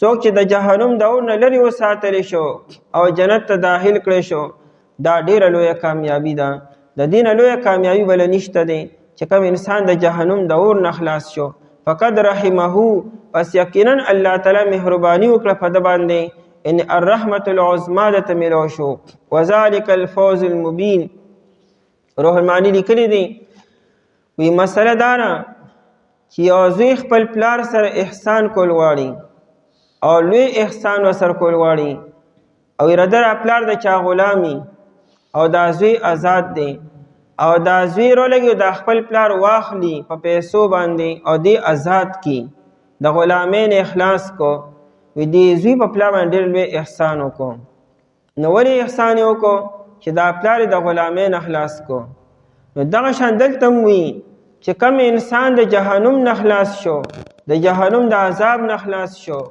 په ده باندې ډېره لوی احسان وشو ډېر لوی رحم په ده باندې وشو او ډېره لویه کامیابي ده ته میلو شوه وذلک الفوز المبین او دا کامیابي څرګنده او واضحه ده غټه کامیابي لویه کامیابي واضحه او ښکاره کامیابي هم دکه ده چې انسان باندې الله تعالی مهرباني وکړي او خاص الله تعالی دپاره دی هغه څوک چې آرام کوي په شپه کې او په ورځ کې او الله تعالی ښه اورېدونکی او پوهه دی وایي نبي علیه الصلاة والسلام آیا ما سوا د الله تعالی نه زه ونیسم معبود لره چې پیدا کوونکی د اسمانو د ځمکې دی او هغه روزي ورکوي او هغه له روزي نشي ورکولی کېدی وایي نبي علیه الصلاة والسلام بېشکه ما ته حکم شوی دی خبرې چې شمس ړومبې د هغه چا نه چې مخې تابع کو مخ خپل الله تعالی ته او مکېږه ته د شرک کوونکو نه وایي نبي علیه الصلاة والسلام بېشکه زه یارېږم که چېرې نافرماني وکړم د خپل رب د عذاب د ورځې لویې نه هغه څوک چې واړولی شو د عذاب د ده نه په دا ورځ باندې پس یقینا الله تعالی مهرباني وکړه په ده باندې او دا د کامیابي څرګنده اعوذ بالله من الشیطان الرجیم بسم الله الرحمن الرحیم وَإِن يَمْسَسْكَ اللَّهُ بِضُرٍّ فَلَا كَاشِفَ لَهُ إِلَّا هُوَ وَإِن يَمْسَسْكَ بِخَيْرٍ فَهُوَ عَلَى كُلِّ شَيْءٍ قَدِيرٌ وَهُوَ الْقَاهِرُ فَوْقَ عِبَادِهِ وَهُوَ الْحَكِيمُ الْخَبِيرُ قُلْ أَيُّ شَيْءٍ أَكْبَرُ شَهَادَةً قُلِ اللَّهُ شهيد بيني وبينكم وأوحي إلي هذا القرآن لأنذركم به ومن بلغ أئنكم لتشهدون أن مع الله آلهة أخرى قل لا أشهد قل إنما هو إله واحد وإنني بريء مما تشركون وإن يمسسك الله أو کچر ورسوی تاتا اللہ تعالی بدر سقسم تکلیف فلا کاشف له پس نشت دے سوک لرکون کی اغیلرا الا هو سوا دا اللہ تعالینا وإن يمسسك بخير او کچر اللہ تعالی ورسوی تاتا سخیر فهو على كل شيء قدير بس اغا پا ہر یو سیز باندې قدرت لرن کے دے وهو القاهر اللہ تعالی غالب دے فوق عباده پخپلو بندگانو باندے وهو الحکیم الخبیر حکمت والا دے خبردار دے قل اے نبی علیہ السلام ایو شیئن کم یو سیزو اکبر شہادتن دیر لوی دے پہ اعتبار دا گواہ سرا قل اللہ و نبی علیہ السلام اللہ تعالی دیر لوی دے پہ اعتبار دا گواہ سرا شہید بینی و بینکم آغا گواہ دے پمین زما کی و پمین ستاسو کی و اوحی الی اوحی کلیشوی دا ماتا هذا القرآن دا قرآن کریم لِأُنذِرَكُمْ بِهِ دا پار دا دے چیزا اویرم تاسو لرا پدی سرا ومن بلغا او اعچا لرا چیو تورسی دا قرآن اینکم لتشہدون آیا بے شک تاسو ہمہا گواہی کوئے ان مع اللہ آلہتا اخرى چی اللہ تعالی سر خدایان دی نور قل اے نبی علیہ السلام لا اشہدو زگواہی نکم قل اے نبی علیہ السلام انما هو الہ واحد بے شک اغا معبود یو دے واننی بریء او بے شک زو بیزاریم مما تشرکون دہا سنا چتاسو شریکوے پدی آیتونو کے بیان دے کہ تکلیف او راحت و پریشانی و غمونه صحت و خوشحالی دا صرف او صرف دا اللہ تعالی په لاس کې دی او دا اللہ تعالی نه ما سوا د چا په اختیار کې دا نشته دی اللہ تعالی په خپلو بندگانو باندې غالب دی او قادر دی مقصود په دې آیتونو سره نبی علیہ السلام ته تسلی ورکول دی او د نبی علیہ السلام مخالفینو ته خبرداری ورکول دی نبی علیہ السلام چې کله دعوت شروع کړو او مکی والے مخاطب کړو نو مکی والو نبی علیہ السلام ته دمکی ورکړه او د نبی علیہ السلام ته سره دشمنی شروع کړه الله تعالی د آیتونو نازل کړو چې تکلیف چره دا بندنی شي رسول دا د الله تعالی په حکم سرورسی الله تعالی چې چاته تکلیف رسول واړي هغه ته به تکلیف رسی که الله تعالی اراده ونکي که تمام بندگان راجم شي د یو انسان ته د تکلیف د رسولو نو تکلیف ورته نشي رسولی او الله تعالی چې چا سره د خیر اراده وکړي یا ته د خیر ورسی نو الله تعالی په دې باندې قادر دی او دې د دغه بنده نه خیر نشي منې کولی که دا تمام مکی والا راجم شي نبی علیہ السلام د دعوت نه نشي منې کولی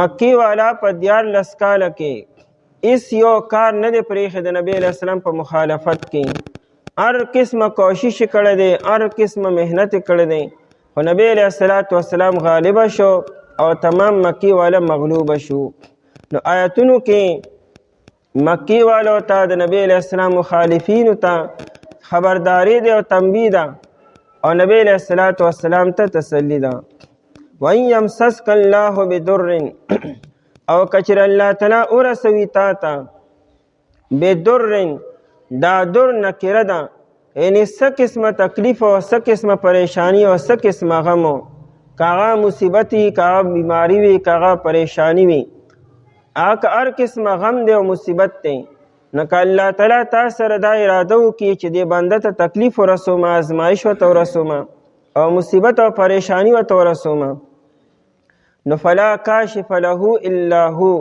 نشته دی څوک لره کوونکی مگر الله تعالی د الله نه ما سوا څوک دا تکلیف ستانه نشي لر کولی او نه ختمولی شي او نه منې کولی شي نو د هر څه اختیار د الله تعالی په لاس کې دی د بنده په اختیار کې نه دی بنده به صرف کوشش وکړي اراده به وکړي د الله حکم چې وشي او د الله اراده وشي نو هغې به یو انسان ته تکلیف رسي فلا کاشف له پس نشته دی څوک لره کوونکی له دغه تکلیف ردستانه الا هو مگر الله تعالی دې کلام کې حصر پیدا کو یعنی د الله نه ما سوا او د الله د حکم او د ارادې نه بغیر اس قسمه دا تکلیف ستانه څوک نشي لر کولی الله به لرکي او د الله نه ما سوا بل څوک نه یمسسک د مسن نه دی د مسن اصل معنا داره په یو څیز باندې لاس کې ښودلو او لاس یې ټچ کولو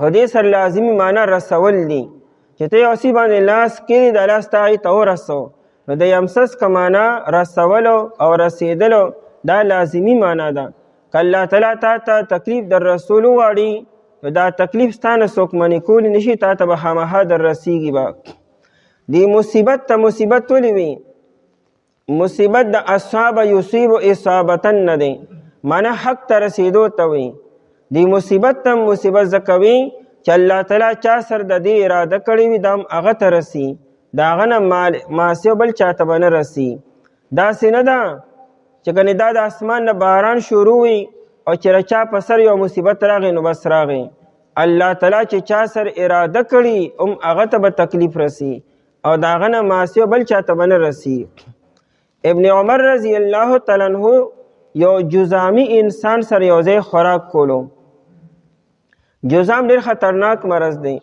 او متعدی مرض دی نبی علیہ السلام فرمای فر من المجزوم کما تفر من الاسد د جزامی انسان نه داسې لرې تخته لکه څنګه چې د زمري نه لرې تښتي ابن عمر رضی الله تعالی عنہ یو جزامی انسان سره په یو پلیټ خوراک کولو نو هغه دا وفرمایلو چې د جزام مرض دا حکم الله تعالی ستا لپاره کړی دی او زما دپاره نه الله تعالی چې کله وغواړي نو ما ته به جزام مرض لګي دا نه چې تا سره زه یو ځای خوراک کومه نو ګنې دا مرض به ستا نه ما ته ولګي نه چې الله اراده وکړي نو ته ستا دا مرض به ما ته ولګي چې الله اراده نه کړي به تا سره یو ځای خوراک کوم ما ته به دا مرض نه لګي نو دا بیماری دا مصیبت او دا پریشانی چا سره چې الله تعالی اراده کړي هغه ته به رسیږي به ابن عباس رضی الله تعالی عنہ نبی علیہ السلام سره په سورلی شاته ناستو ډیر زیات نصیحتونه ورته نبی علیہ السلام وکړو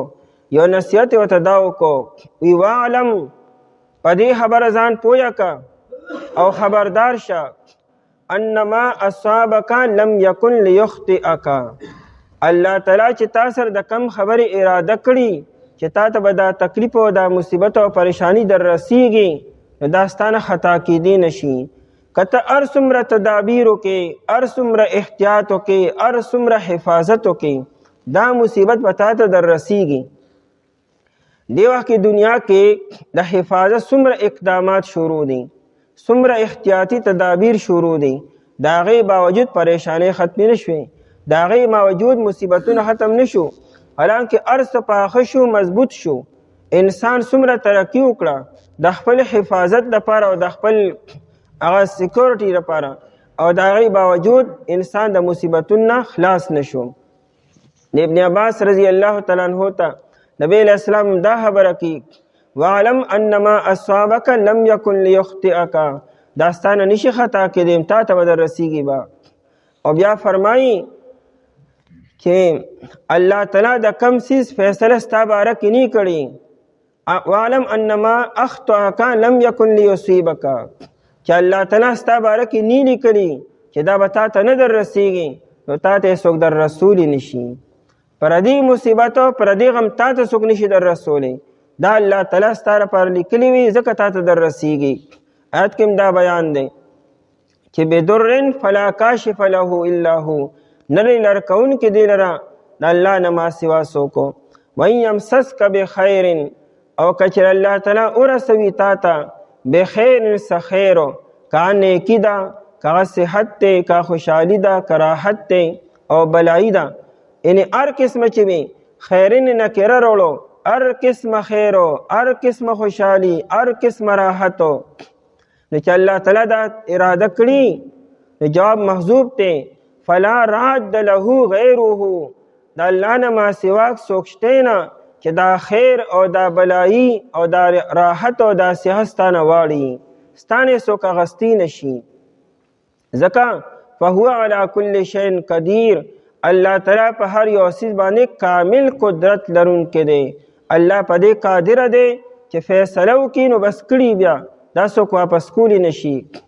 نبی علیہ الصلوۃ والسلام به چې مونځ وکړو نو د فرض مونځ نه بعد نبی علیہ السلام دا دعا کوله، اللهم لا مانع لما اعطیت ولا معطی لما منعت ولا ينفع ذا الجد منك الجد. نبی علیہ السلام فرمای اللهم لا مانع لما اعطیت، تا چې چاته د ورکولو اراده کړي هغې لره څوک منع کوونکي نشته، ولا معطی لما منعت، او چې ته چاله نه ورکوې تا اراده کړي چې دته به نه میلاویږي هغه له څوک ورکولی نشي. ولا ينفع ذا الجد منك الجد، یو انسان چې هر څومره کوشش وکړي، هر څومره محنت وکړي، هر څومره سټرګل وکړي، خو ای الله ستا د فیصلې په مقابله کې دغه کوشش او دغه سټرګل او دغه محنت په کار به نه راځي، ځکه تا فیصله نه کړې. دا زموږ ایمان دی او دا زموږ تقدیر دی. تقدیر هم دې ته وایي چې انسان په الله باور ساتي، په الله به چې کوم دی نو اعتماد ساتي چې دا څه کېږي دا اتفاقا نه کېږي او دا بې ترتیبه نه کېږي، دا باقاعده د الله تعالی د حکم او د ارادې او د نظم و ضبط مطابق کېږي. فالمدبرات امرا، قرآن کریمی قسم مې دی په فرشتو باندې چې هغې د یو کار تدبیر کوونکي دي. الله تعالی فرشتو ته حکم وکړي چې داسې دې وشي او بیا هغه شانتې کېږي. فهو علی کل شیء قدیر، پس الله تعالی په هر یو څیز باندې قدرت لرونکی دی او کامل قدرت لرونکی دی. وهو القاهر فوق عباده، او الله تعالی غالب دی. یہ مخکې آیت کې وایي چې الله څه غواړي هغه شان به کېږي، ځکه چې الله تعالی غالب دی او د الله مقابله کې څوک شته نه چې د الله په شان طاقت یې دغه چې الله تعالی یو اراده وکړي او هغه بله اراده وکړي او هغه الله تعالی د خپل ارادې نه واړي، دا یې څوک شته نه. وهو القاهر، الله تعالی غالب دی فوق عباده، د پاسه دی د خپلو بندګانو. دا فوق اوچت ته وي او د پاسه ته وي، او چې کم څوک د پاسه وي نو هغه غالب هم وي، هغه برتر وي، اوچت وي. نو فوق عباده برتر دی په خپلو بندګانو باندې. د فوق نه مراد دا نه چې الله تعالی غني د چت د پاسه دی، د الله لپاره مکان نشته دی. مکان او زمانو دا د مخلوق دپاره دی او د الله لپاره مکان نشته. دا به نه چې الله تعالی په یو ځای کې دی، الله تعالی د خپلو قدرتونو د خپل علم په اعتبار سره هر ځای کې دی. نو فوق عباده د پاسه د خپلو بندګانو باندې، یا دا فوق په معنا د اعلی سره دی، علی عباده د خپلو بندګانو باندې دی. نو د فوق نه مرادو غلبه ده او قهر دی. الله تعالی د خپلو بندګانو باندې غلبه کړې ده او د قوت او د قدرت په اعتبار سره الله تعالی قوي دی. عباد چاته وي؟ جمع د عبد ده، بنده ته وي چې چا کې عقل وي. د دې وجې نه حیوانات عباد نشي ویلی، عباد به هغه چاته چې هغې کې عقل وي. عباد چې جمع د عبد شي نو بندګان ترې نه مرادي، او عبادو د عبد جمع چې کله عبید شي عبیدو نو بیا غلامانو ته وي. دلته غلامان نه یادي، دلته بندگان یادي. وهو الحکیم الخبیر، او الله تعالی حکمت والا دی. الحکیم ډیر لوی حکمت والا دی. د الله فیصلې د حکمت باندې مبني وي. د الله تعالی یو کار بې مطلبه عبث او فضول نه وي، په کار کې ډیر لوی حکمت وي.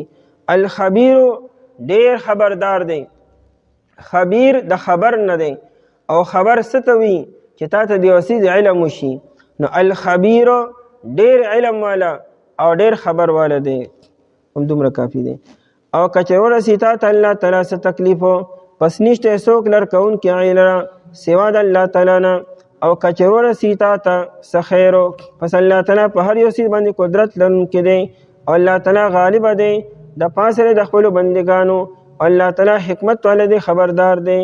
اعوذ بالله من الشیطان الرجیم. بسم الله الرحمن الرحیم. قل أي شيء أكبر شهادة قل الله شهيد بيني وبينكم وأوحي إلي هذا القرآن لأنذركم به ومن بلغ أئنكم لتشهدون أن مع الله آلهة أخرى قل لا أشهد قل إنما هو إله واحد وإنني بريء مما تشركون الذين آتيناهم الكتاب يعرفونه كما يعرفون أبناءهم الذين خسروا أنفسهم فهم لا يؤمنون.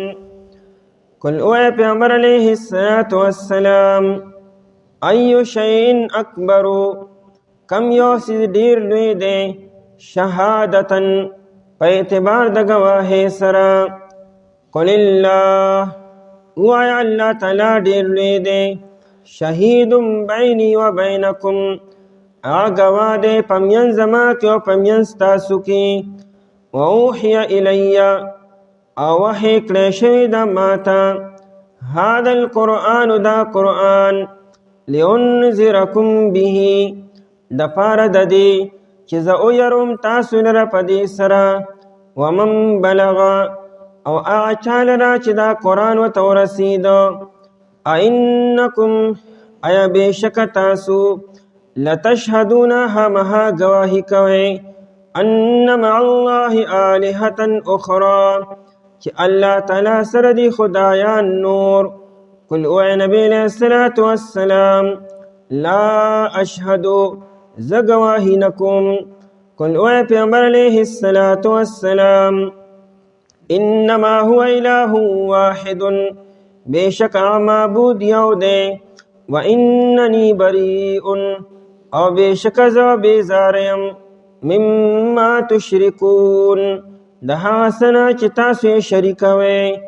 الذین آتیناهم الکتاب هغه کسان چې ورکړی دی موږ هغوی ته کتاب یعرفونه دی پیژني د لره کما یعرفون ابناءهم لکه څنګه چې دی پیژني زامن خپل. الذین هغه کسان خسروا انفسهم چې دی نقصان وکړو د خپلو ځانونو. فهم لا یؤمنون پس دوی ایمان نه راوړي. په دې آیتونو کې د نبی علیه الصلاة والسلام د پیغمبرۍ او د رسالت بیان دی. کافرانو مشرکانو نبی علیه الصلاة والسلام د الله تعالی رسول نه منلو. په دې باندې دا دوه آیتونه نازل شو چې نبی علیه الصلاة والسلام د الله تعالی حق پیغمبر دی. کافرانو مشرکانو نبی علیہ الصلاة والسلام ته وی ائتنا بمن یشهد لک بالنبوت وی ستا د نبوت گواهی و څوک وکړي. څوک داسې معتبر شخصیت دی چې هغه دا ګواهي وکړي او بیان وکړي چې دا نبی علیہ الصلاة والسلام زمونږ پیغمبر دی. وی ځکه چې موږ د اهل کتابو نه ستا باره کې تپوس وکړو د یهودو او نصاراو نه هغوی خو دې نه انکار وکړو چې د نبی علیہ الصلاة والسلام باره کې زمونږ په کتابونو کې څه ذکر نشته. روح المانی لیکلی دی وی د مکې مکرمې څخه خلکو هغوی راغله نبی علیہ الصلاة والسلام ته او نبی علیہ السلام ته وی ما نرا احدا مصدقک بما تقولو مونږ داسې څوک نه وینو چې دا ته کومه خبره کوي چې د دې خبرې هغه تصدیق وکړي او ستا ملګرتیا وکړي. وی ځکه مونږ ستا باره کې د یهودو او نصاراو نه تپوس وکړو. وقد سألنا عنک الیهود والنصارا مونږ د یهودو نصاراو نه ستا باره کې معلومات وکړو. فزعمو هغوی دا وینا وکړه چې ان لیس عندهم ذکرک ولا صفتک، هغوی زمونږ په کتابونو کې خو د نبی علیه الصلاة والسلام څه تذکره نشته او د هغه څه صفات پکې نشته دی. نو کافرانو نبی علیه الصلاة والسلام ته وی فارنا من یشهدو، نو مونږ ته وښیه که نه چې څوک به ستا تایید وکړي او ستا باره کې به ګواهي وکړي چې انک رسول الله، ته د الله تعالی رسول یې. الله تعالی د آیتونه نازل کړو چې تاسو ګواه غواړئ، د ټول نه لوی ګواه الله تعالی دی، او الله تعالی د نبی علیه الصلاة والسلام د پیغمبرۍ ګواهي کوي چې دا زموږ پیغمبر دی. باقي که یو انسان دا اشکال وکړي چې الله تعالی خو چاته نه ښکاري، نو څنګه الله تعالی د نبی علیه الصلاة والسلام د پیغمبرۍ ګواهي کوي؟ نو دا قرآن کریم چې دی دا د الله تعالی ګواهي ده چې قرآن کریم په نبی علیه الصلاة والسلام باندې نازل شوی دی، او دا د نبی علیه السلام معجزم ده او د نبوت دلیلم دی، او د الله تعالی ګواهیم ده چې دا کتاب د نبی علیه الصلاة والسلام خپل نه دی، دا د یو انسان او د مخلوق جوړ شوی کتاب نه دی. په دنیا کې داسې یو ذات نشته دی چې هغه دغه شان کتاب پیش کی او دغه شان آیتونه او دغه شان صورتونه جوړ کی او مقابله کې راولي، نه جناتو نه انسانانو. او که یو انسان دا دعوه کوي چې نه دا د نبی علیه السلام خپل کتاب دی، نو بس راشه نبی علیه السلام هم انسان دی، تاسو هم انسانان یې. نبی علیه الصلاة والسلام هم عرب دی، تاسو هم عرب یې. نبی علیه الصلاة والسلام هم ستاسو په شان دی، په دې مکه مکرمه کې پیدا شوی دی، په دې مکه مکرمه کې لوی شوی دی. نه یونیورسټي ویلې را، نه کالج ویلې، نه چې کوم دی نو آسماني کتابونه ویلې دي. نبی علیه الصلاة والسلام خالص امی دی، نه تورات شریف ویلې دی، نه انجیل شریف ویلې دی. نو بس راشه تاسو په شریک باندې دا شان یو آیت پیش کړئ، یو صورت پیش کړئ، یو قرآن دا شان یو کتاب پیش کړئ. نو که تاسو پیش کړو بیا به دامي دا د نبی علیه السلام به خپل کتاب وي، لیکن تاسو داسې نشئ کولی. نو نبی علیه الصلاة والسلام د ځان نه دا کار څنګه وکړو؟ نو دا دلیل دی چې دا کتاب د الله تعالی ر طرف نه دی، او دا د نبی علیه الصلاة والسلام د پیغمبرۍ ګواهي کوي. په دې لومبني آیت کې درې پیرې کل راغلی دی. دا کل معنا د او آیتو، یعنی نبی علیه الصلاة والسلام دا خبرې د خپل ځان نه کوي، الله تعالی ورته وایي چې داسې ووایه، او نبی علیه الصلاة والسلام داسې وایي. او الله تعالی چې چاته ذمہداري حواله کړي هغه ته پیغمبر وایي او هغه ته نبی ویل کېږي. نو نبی علیه الصلاة والسلام د الله تعالی نبی دی او د الله تعالی پیغمبر دی.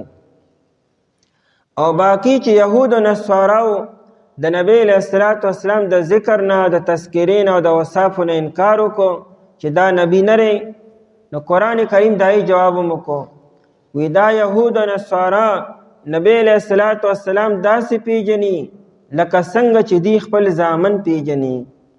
د یو انسان زوی که په ډېرو هلکانو کې منډې ترړې وهي او لبې کې، انسان چې څنګه نظر واچي خپل زوی فوراً پیژني. ایر پاره دې سوچ نه کی، فکر نه کی، چانه تپوس نه کی، مشوره نه لی او ذهن نه جنگي. داسې دونه ګران کار نه دی، انسان خپل زوی پیژني بغیر سوچ او بغیر فکره په اول نظر سره. نو دک شان دی نبی علیہ الصلوۃ والسلام پیژني چې دا نبی علیہ السلام یو حق پیغمبر دی. بل د دې په کتابونو کې د نبی علیہ الصلوۃ والسلام حلیه مبارکه ذکر شوی ده چې د نبی علیہ السلام شکل بداسي وي. نبی علیہ السلام په پلانکې علاقه کې پیدا کیږي با، او نبی علیہ السلام په پلانکې علاقې ته به هجرت کی. بلکې دی یهود او نصاراو ته هو داسې پادریانو مو چې دې ته د هغه شپې پته وه چې په کومه شپه نبی علیه الصلاة والسلام پیدا شوی دی. ځکه چې نبی علیه السلام په کومه شپه پیدا شو، نو په هغه سهار باندې یو پادري وی چې معلومات وکړي چې مکه مکرمه کې چا کره ماشوم شوی دی. او چې معلومات شو وی د عبدالمطلب صاحب نسې شوی دی. نو هغه یو چغه وله بېهوشه شو، او چې په هوش کې راغی نو دی وی نبوت چې دی هغه د بني اسرائیلو نه لاړو بني اسماعیلو ته. وی بیگانې شپه کې هغه نبی پیدا شوی دی. دومره پورې دې ته معلوماتو. نو قرآن کریم وی وی دی دا نبی علیہ السلام داسې پیژني لکه څنګه چې دی خپل زامن پیژني، نو بیا ولې انکار کوي؟ نو دا د قومیت او د نسل او د حسب مسله ته دی جوړه کړه چې پیغمبر خو به بني اسرائیلو کې پکاري او نبی علیہ السلام بني اسماعیلو کې راغی، دی د نبی علیہ السلام سره زد او حسد او د بغض د وجې نه انکار کوي، ورنه دی نبی علیہ السلام صحیح پیژني. قل وای نبی علیہ السلام ایو شیء، دیو استا گواہی بسوکو کی، استا تایید بسوکو کی، استا ملګرتیا بسوکو کی. قرآن کریم فرمائی پا گواہے کی استا سوک پکار دے، دټون لوی ذات اللہ تعالی دے، او اللہ تعالی د نبی علیہ السلام د پیغمبرے او د نبی علیہ السلام د نبوت گواہی کی. قل وای نبی علیہ السلام ایو شیء کم یو سیزو اکبر ډیر لوی دی، اکبرو بمانے اقوا او اعدلو ډیر عدل والا او ډیر قوت والا، او یا مانا ډیر په خبره شهادتن په اعتبار د گواهی سره، په گواهی کې ټول لوی او په خبره د چا ده؟ نه د الله تعالی ده، او الله تعالی گواهی کې د نبی علیہ السلام. کلو اے نبی علیہ السلام اللہ یعنی اللہ اکبر شہادتن، اللہ تعالی ډیر لوی دی په اعتبار د گواهی سره، او الله تعالی وی زما گواهی کی. گواه چاته ویل کیږي؟ گواه هغه چاته چې هغه د خبر په خپل سترګو لیدلی وي او د علم مشاهده و تراغلی وي، نو آیت ویل کی گواه. الله تعالی ما ویني او زما د نبوت او زما د پیغمبر ارس اعلان کی او گواهی کی. الله تعالی دې ارس علم دی. شهید بینی و بینکم، یعنی هو شهیدنو، هغه گواه دی پمین زما کې او پمین ستاسو کې. بیا که یو انسان دا تپوسو کې چې الله تعالی هم مونږ ته نه ښکاري، الله تعالی هم مونږ ته نه دی ویلي چې دا زمونږ نبی دی، ته څنګه دا خبره کوي چې الله تعالی گواه دی زما؟ نو دا علامت داره چې قرآن کریم الله تعالی قرآن کریم را لېږلی دی.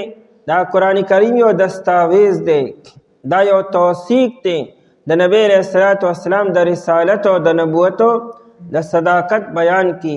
ووحی الی هذا القرآن، او وحی را لېږلی شوی د ماته دا قرآن. لینذرکم به، د قرآن کریم مقصد څه دی؟ د قرآن کریم بنیادی مقصد انذار دی، یارولو چې څوک نه مني، څوک انکار کی، تکذیب کی او مخالفت کی، نه به یری. لینذرکم د پاره دی چې زه ویروم تاسو لره به په دې قرآن کریم سره. لینذرکم یو وی، حالانکه قرآن کریم دو کاره کی، زیرم ورکی یرم ورکی. مخالفین یری او چې څوک منی ایله بشارت او خوشخبری ورکی. نو لینذرکم یو وی او لابشرکم یو نوی چې تاسو ته خوشخبری درکم او زیر درکم. نو وجه دا ده چې چونکه مخاطب ټول انکاری وو، هغې نه منلو، مخالفت کو، حد درمی کوله، نو هغې دپاره یرول مناسب دي. او چې د کم انسان وړه مایله وي دې منلو ته او منی او یا تسلیمی نه ته بیا خوشخبری ورکړي او زیری به ورکړي، چونکه مقابل کې ټول نه منونکي وو، ځکه یې دپاره لینذرکم ووایي. لینذرکم به دپاره دی چې زه ویروم تاسو لره په دې سره. ومن بلغه ای من بلغه، او چې چاته دا قرآن کریم ورسېدو. لینذرکم کې چې کوم مخاطب خلکو، او من بلغه هغه څوک چې هغې ته به دا قرآن کریم ورسي، یا به نبی علیہ السلام به ورته ورسي او یا د نبی علیہ السلام شاگردان به ورته ورسي. ومن بلغه کې چې کوم غایبینو هغه ټیم کې نو موجودو، یا موجودو لیکن لا دا وخت کې لا ایمان نه وروړي. نو من بلغه او چاته چې دا قرآن کریم ورسېدو هغه هم زه یروم. امام ابن جریر رحمت الله علیه لیکي وی من بلغه القرآن فکأنما رأى محمد صلی الله علیه وسلم، وی چې چاته قرآن کریم ورسېدو وی گویا که د نبی علیہ السلام په خپلو سترګو باندې ولیدو. ځکه دا کتاب او دا الفاظو په نبی علیہ السلام نازل شوي دي او نبی علیہ السلام د دې بیان کړی دی. نو دا قرآن کریم چې چا ولیدو 1400 کاله بعد یا دنیا چې څونه پورې به قایمه وي په هر زمانه کې چې چا ته قرآن کریم ورسېدو او هغه ولیدو هغه په خپلو سترګو باندې وی د ګویا کې نبی علیه الصلاة والسلام په خپلو سترګو باندې ولیدو. او روح المانی لیکي د ابن عباس رضی الله عنه قول را نقل کړی دی. هغه وی نبی علیه الصلاة والسلام وفرمایلو من بلغه القرآن وی چې چاته قرآن کریم ورسېدو فکأنما شافهته وی ګویا کې نبی علیه السلام چې ما دی ولیدو دغه د ما کتاب ته ورسېدو د زما دی کتاب ته چې دی ګوري ګویا کې دی ما په خپلو سترګو باندې ولیدو. یو انسان دا نشي ویلی چې ما ته خبر نه دی را رسېدلی ګویا کې نبی علیه السلام دا قرآن موږ له پخپله راکو دا قرآن کریم چې موږ ته راورسېدو. روح المانی بیا د دې نه دا مسله ثابته کړې ده چې قرآن کریم صرف د مکی والو کتاب نو او صرف د مدینی والو کتاب نو د قرآن کریم د تمامی دنیا انسانانو د پاره دی چې چا ته قرآن کریم رسېدلی دی او دی وخت کې دنیا کې دا څوک هم نشته چا ته قرآن کریم نه دی رسېدلی. نو قرآن کریم هغه ته رسېدلو ومن بلغه کې هغه هم داخل دی او دا به تر قیامته پورې هر چا ته به قرآن کریم رسي نو هغه ومن بلغه کې داخل دی. نبی علیه الصلاة والسلام تمامی دنیا د انسانانو نبی دی. اینکم آیا بېشکه تاسو چې دا دومره وضاحت وشو الله تعالی د نبی علیه السلام گواهی کې قرآن کریم د دلیل دی د دې باوجود هم تاسو لا شرک کوئ. اینکم آیا بېشکه تاسو لتشهدون همها گواهی کوئ ان مع الله آلهة اخرى چې الله تعالی سره خدایان نور هم دي لا د دې نه بعد به هم تاسو نه منئ د دې نه بعد هم تاسو د توحید اقرار نه کوئ د دې نه بعد هم تاسو لا د شرک اعلان کوئ الله سره خدایان نیسئ. آلهتن وی آلهتن مؤنث دی په دې آلهتن کې اشاره وکړه چې څنګه زنانه کې عقل کمی د نارینه عقل پوخي او د زنانه عقل دا کمی. نبی علیہ الصلوۃ والسلام زنانو ته اعلان وکړو بهن ناقصات العقل والدین زنانه د عقل په اعتبار سره کمتر دي او دین یې کم دی نو دا زنانه کم عقل قوم دی. نو قرآن کریم آلهتن وی آلهتن مؤنث دی نو په دې کې عدید معبودانو کم عقلتوب طرف ته اشاره وکړه چې ستاسو دا معبودان چې سونم دي نو دا ناقص دي او کم عقل دي لکه څنګه چې زنانه کم عقلي. نو په آلهتن کې د دې د معبودانو عجز بیان کو چې څنګه زنانه کمزوري ده دارنګه ستاسو دا معبودان هم کمزوري دي. قل لا اشهد و نبی علیہ الصلوۃ والسلام زه گواهی نکوم که تاسو وایئ نو زه خو ګورې گواهی نه کوم یعنې د برات اعلان وکړه ستاسو په دې خبره کې تاسو سره زه ملګرتیا نه کوم. قل انما هو اله واحد وایي نبی علیه الصلاة والسلام بېشکه معبود یو دی الله تنې تنها او یکتا دی. وانني بریء او بېشکه زه بیزاره یم مما تشرکون دا څه چې تاسو یې شریکوئ چې تاسو الله سره څوک هم شریکوئ زه دا یې بلکل د بیزارۍ اعلان کوم.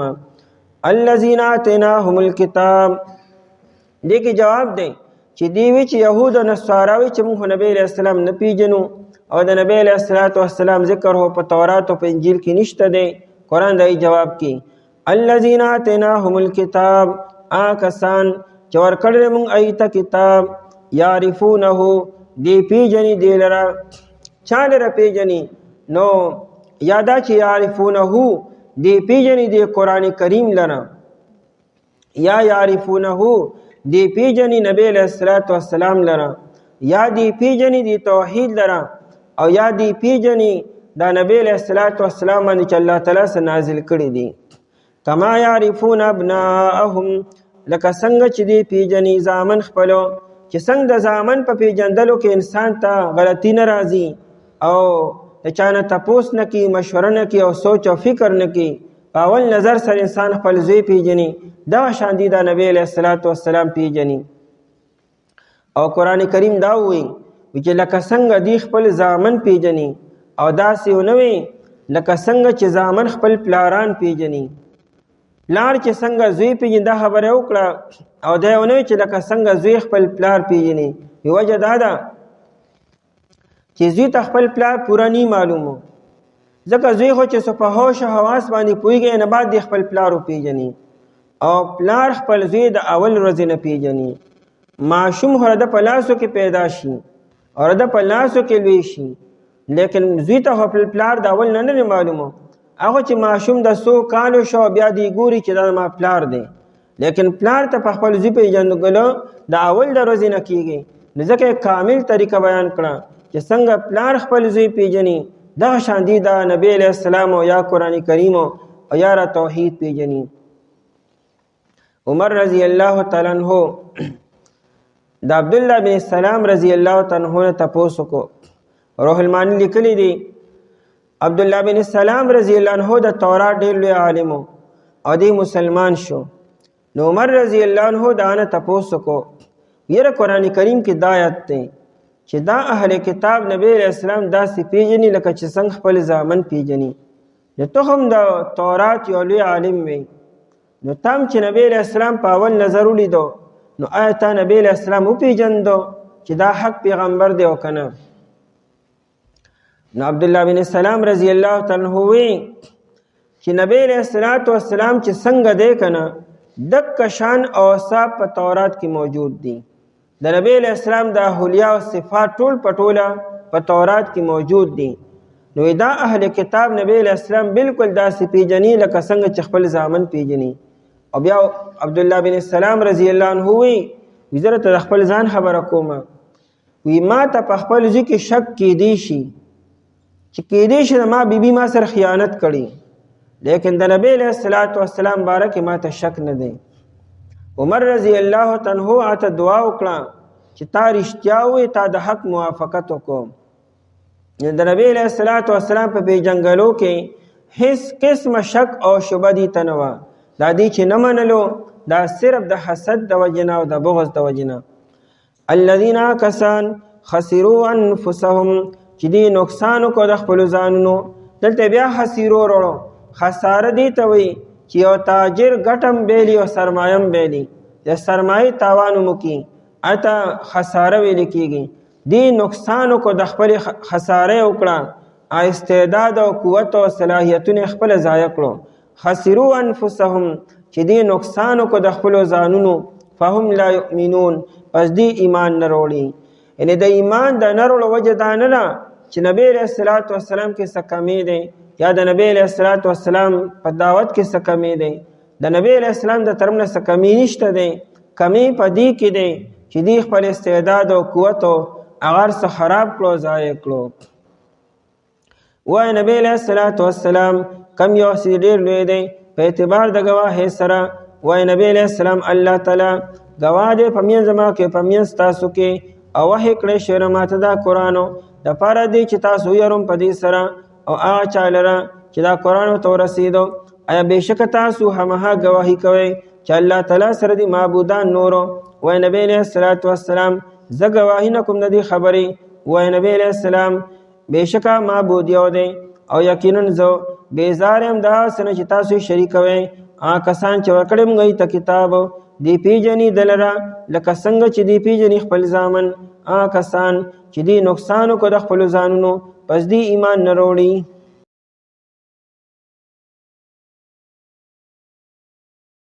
أعوذ بالله من الشيطان الرجيم بسم الله الرحمن الرحيم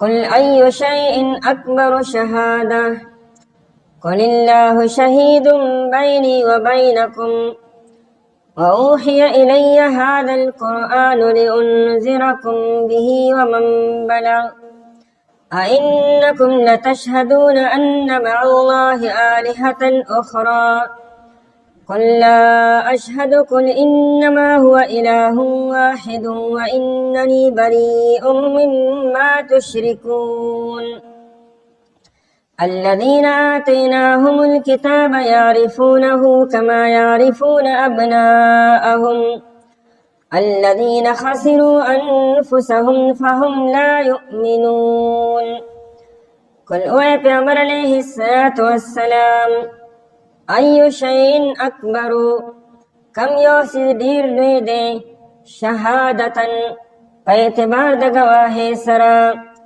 قل الله وای الله تعالی ډیر لوی دی شهید بیني و بینکم گواه دی پمین زما کې او پمین ستاسو کې ووحی الی او وحی کړی شوی دا ماته هذا القرآن دا قرآن لینذرکم به د پاره د دې چې زه ویروم تاسو لره په دې سره ومن بلغ او هغه چا لره چې دا قرآن ورته ورسېده اینکم ایا بېشکه تاسو لتشهدون همها گواهی کوئ ان مع الله آلهة اخرى چې الله تعالی سره دی خدایان نور قل اوی نبی علیہ الصلوۃ والسلام لا اشهد زه گواهی نکوم قل اوی پیغمبر علیہ الصلوۃ والسلام انما هو اله واحد بیشک معبود یو دی واننی بریء او بیشک زه بیزاریم مما تشرکون دها سنا چې تاسو یې شریکوئ الذین آتیناهم الکتاب هغه کسان چې ورکړی دی موږ هغوی ته کتاب یعرفونه دی پیژني د لره کما یعرفون ابناءهم لکه څنګه چې دی پیژني زامن خپل الذین هغه کسان خسروا انفسهم چې دی نقصان وکړو د خپلو ځانونو فهم لا یؤمنون پس دوی ایمان نه راوړي په دې آیتونو کې د نبی علیہ الصلوۃ والسلام د پیغمبرۍ او د رسالت بیان دی کافرانو مشرکانو نبی علیہ الصلوۃ والسلام د الله تعالی رسول نه منلو په دې باندې دا دوه آیتونه نازل شو چې نبی علیہ الصلوۃ والسلام د الله تعالی حق پیغمبر دی کافرانو مشرکانو نبی علیہ الصلوۃ والسلام ته وی ائتنا بمن یشهد لك بالنبوة وستا د نبوت گواهی و څوک وکړي څوک داسې معتبر شخصیت دی چې هغه دا ګواهي وکړي او بیان وکړي چې دا نبی علیہ الصلوۃ والسلام زمونږ پیغمبر دی وی ځکه چې موږ د اهل کتابو نه ستا باره کې تپوس وکړو د یهودو او نصاراو نه نایو هدي نه انکار وکړو چې د نبی علیہ الصلوۃ والسلام باره کې زمونږ په کتابونو کې څه ذکر نشته روح المانی لیکلی دی وی د مکې مکرمې څخه خلک هغوی راغله نبی علیہ الصلوۃ والسلام ته او نبی علیہ السلام ته وی ما نرى احدا مصدقک بما تقولو مونږ داسې څوک نه وینو چې دا ته کومه خبره کوي چې د دې خبرې هغه تصدیق وکړي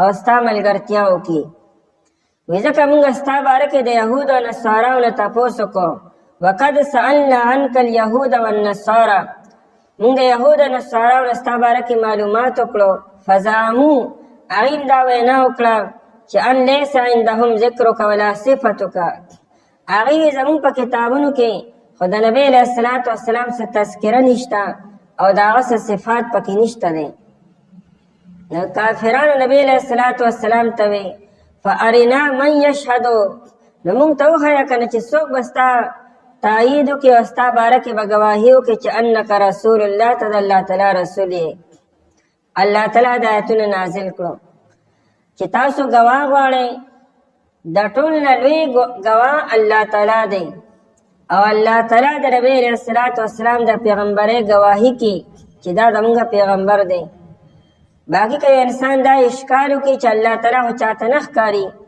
نو څنګه الله تعالی د نبی علیہ الصلوۃ والسلام د پیغمبرۍ ګواهي کې نو دا قرآن کریم چې دی دا د الله تعالی ګواهي ده چې قرآن کریم په نبی علیہ الصلوۃ والسلام باندې نازل شوی دی او دا د نبی علیہ السلام معجزم ده او د نبوت دلیلم دی او د الله تعالی ګواهیم ده چې دا کتاب د نبی علیہ الصلوۃ والسلام خپل نه دی دا د یو انسان او د مخلوق جوړ شوی کتاب نه دی په دنیا کې داسې یو ذات نشته دی چې هغه دغه شان کتاب پیش کړي او دغه شان آیاتونه او دغه شان سورتونه جوړ کړي او مقابله کې راولي، نه جناتو نه انسانانو.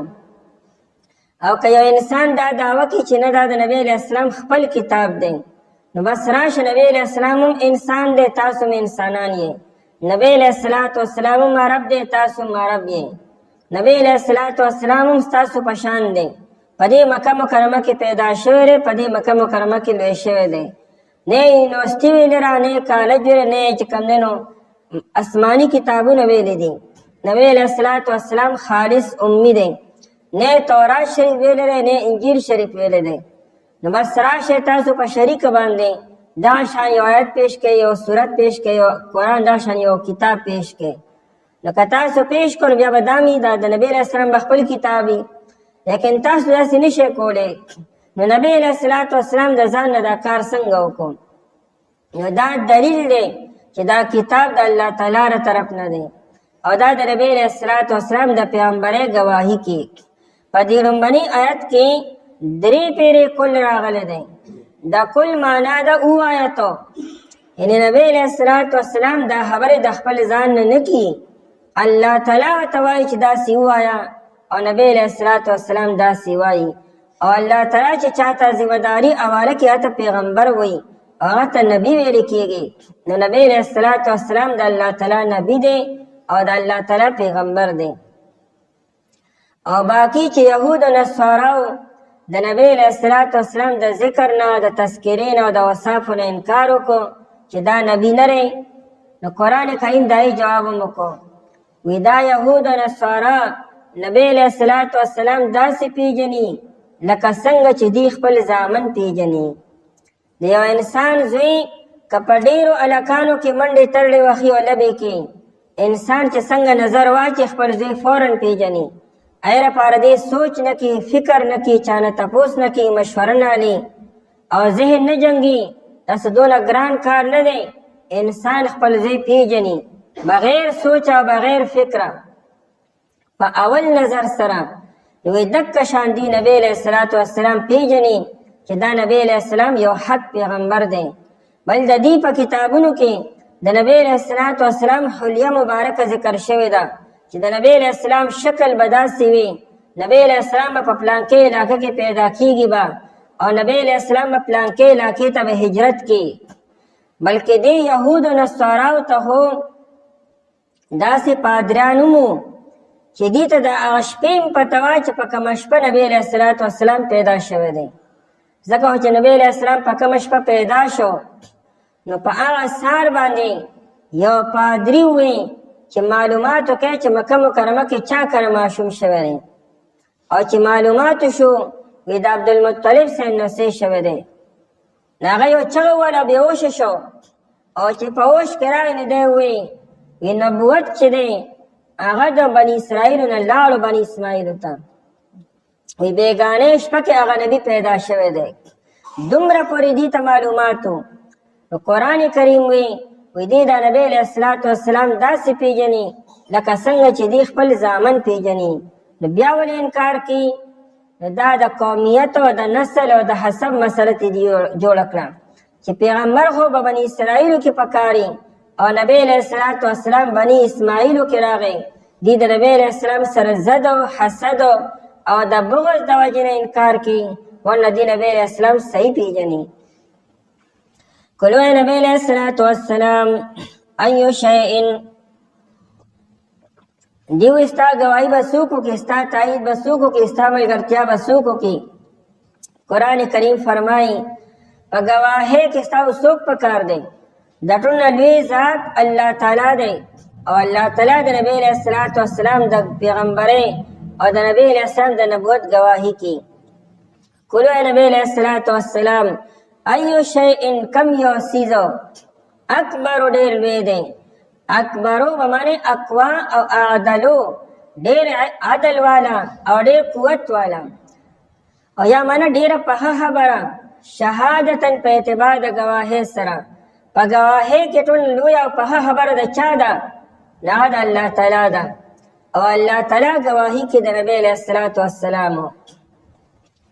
کلو نبی علیہ السلام اللہ یعنی اللہ اکبر شہادتن، الله تعالی ډیر لوی دی په اعتبار د گواهی سره. او الله تعالی زما گواهی کې گواه چاته ویل کېږي؟ گواه هغه چاته چې هغه د خبر په خپل سترګو لیدلی وي او د علم مشاهده ورته راغلی وي، نو هغې ته ویل کېږي گواه. الله تعالی ما ویني او زما د نبوت او زما د پیغمبرۍ هر څه اعلان کی او گواهی کی. الله تعالی دې هر څه علم دی. شهید بیني و بینکم، یعنی هو شهیدونو، هغه گواه دی په میان زما کې او په میان ستاسو کې. بیا که یو انسان دا تپوس وکړي چې الله تعالی خو مونږ ته نه ښکاري، الله تعالی خو مونږ ته نه دي ویلي چې دا زمونږ نبي دی، نو ته څنګه دا خبره کوې چې الله تعالی گواه دی زما؟ نو د هغې علامت دا دی چې قرآن کریم، الله تعالی قرآن کریم را لېږلی دی. دا قرآن کریم یو دستاویز دی، دا یو توثیق دی د نبی علیه الصلاة والسلام د رسالت او د نبوتو د صداقت بیان کی. وأوحي إلي هذا القرآن، او وحی را لېږلی شوی د ما ته دا قرآن. لأنذرکم به، د قرآن کریم مقصد څه دی؟ د قرآن کریم بنیادی مقصد انذار دی، یارولو، چې څوک نه مني، څوک انکار کی، تکذیب کی او مخالفت کی، نه به یری. لأنذرکم، د پاره دی چې زه ویرم تاسو لره، به په دې قرآن کریم سره.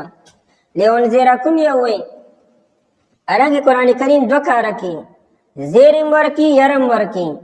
مخالفین یری او چې څوک مني ایله بشارت او خوشخبری ورکی. نو لأنذرکم یو وی او لأبشرکم یو نوی، چې تاسو ته خوشخبری درکم او زیر درکم. نو وجه دا ده چې چونکې مخاطب ټول انکاري وو، هغې نه منلو، مخالفت کو، حد درمیه کوله، نو هغې دپاره یرول مناسب دي. او چې د کم انسان زړه مایله وي دې منلو ته او مني او یا تسلیمي یې، نو هغه ته بیا خوشخبرۍ ورکړي او زیرې به ورکوي. چونکې مقابل کې ټول نه منونکي وو، ځکه یې دپاره لأنذرکم ووایي. لأنذرکم به، دپاره دی چې زه ویرم تاسو لره په دې سره. ومن بلغه، ومن بلغه ای من بلغه، او چې چاته دا قرآن کریم ورسېدو. لأنذرکم کې چې کوم مخاطب خلکو، او من بلغه هغه څوک چې هغې ته به دا قرآن کریم ورسي، یا به نبی علیه الصلاة والسلام به ورته ورسي او یا د نبی علیه الصلاة والسلام شاګردان به ورته ورسي. ومن بلغه کې چې کوم غایبینو، هغه ټایم کې نو موجودو یا موجودو لیکن لا دا وخت کې را ایمان یې نه وروړی. نو من بلغه او چاته چې دا قرآن کریم ورسېدو، هغه هم زه یروم. امام ابن جریر رحمت الله علیه لیکي، وی من بلغه القرآن فکأنما رأى محمدا صلی الله علیه وسلم. وی چې چاته قرآن کریم ورسېدو، وی گویا که د نبی علیه الصلاة والسلام په خپلو سترګو باندې ولیدو. ځکه دا کتاب او دا الفاظو په نبی علیه الصلاة والسلام نازل شوي دي او نبی علیه الصلاة والسلام د دې بیان کړی دی. نو دا قرآن کریم چې چا ولیدو 1400 کاله بعد یا دنیا چې څونه پورې به قایمه وي، په هره زمانه کې چې چاته قرآن کریم ورسېدو او هغه ولیدو، هغه په خپلو سترګو باندې ویې د گویا کې نبی علیه الصلاة والسلام په خپلو سترګو باندې ولیدو.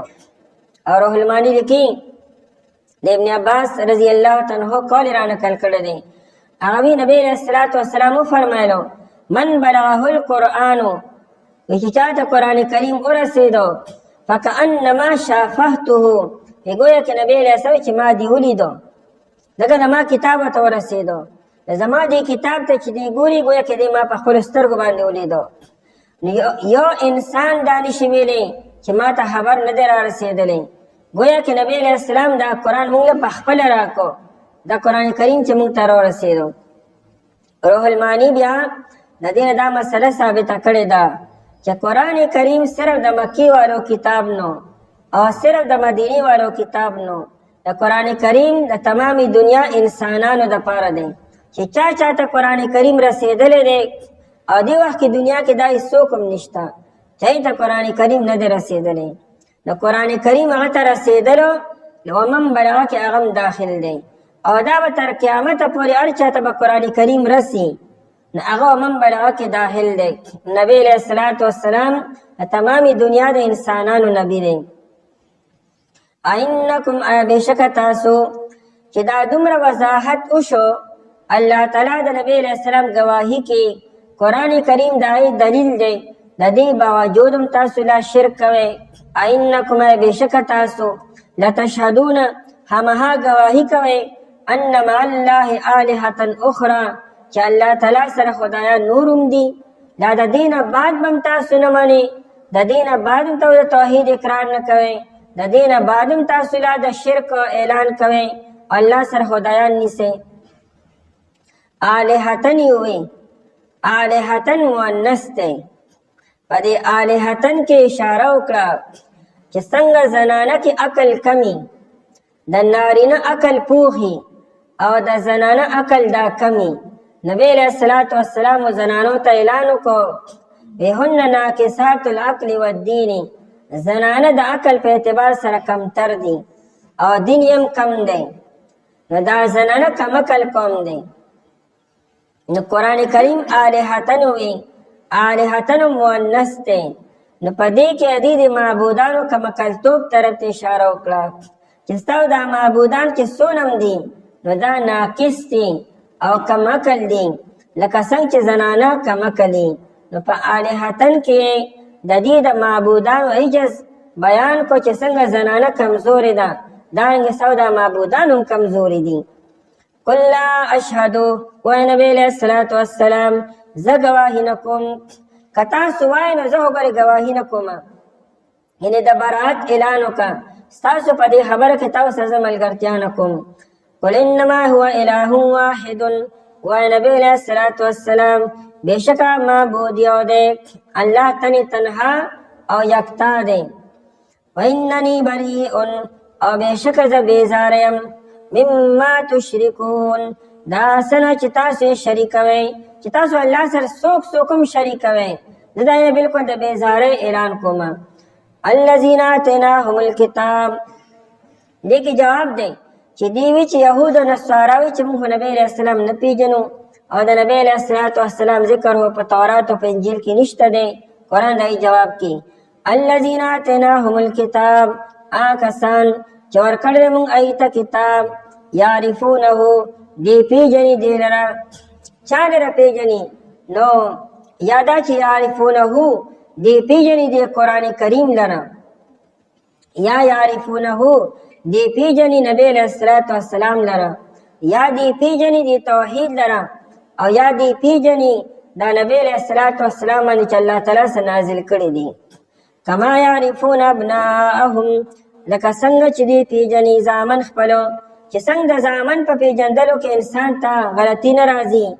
او د چا نه تپوس نه کوي مشوره نه کوي او سوچ او فکر نه کوي په اول نظر سره انسان خپل زوی پیژني دغه شان دي د نبی علیہ السلام پیژني او قرآن کریم دا وایي چې لکه څنګه دی خپل زامن پیژني او داسې ونه وي لکه څنګه چې زامن خپل پلاران پیژني پلار چې څنګه زوی پیژني دا خبره وکړه او دا ونه چې لکه څنګه زوی خپل پلار پیژني وجه دا ده چې زوی ته خپل پلار پورا نه معلومه ځکه زوی خو چې څه په هوش او حواس باندې پوهېږي نه بعد د خپل پلار وپېژني او پلار خپل زوی د اول ورځې نه پېژني ماشوم خو د په لاسو کې پیدا شي او د په لاسو کې لوی شي لیکن زوی ته خپل پلار د اول نه نه معلومه هغه چې ماشوم د څو کالو شو بیا دی ګوري چې دا ما پلار دی لیکن پلار ته په خپل زوی پېژندلو د اول د ورځې نه کېږي ځکه کامل طریقه بیان کړه چې څنګه پلار خپل زوی پیژني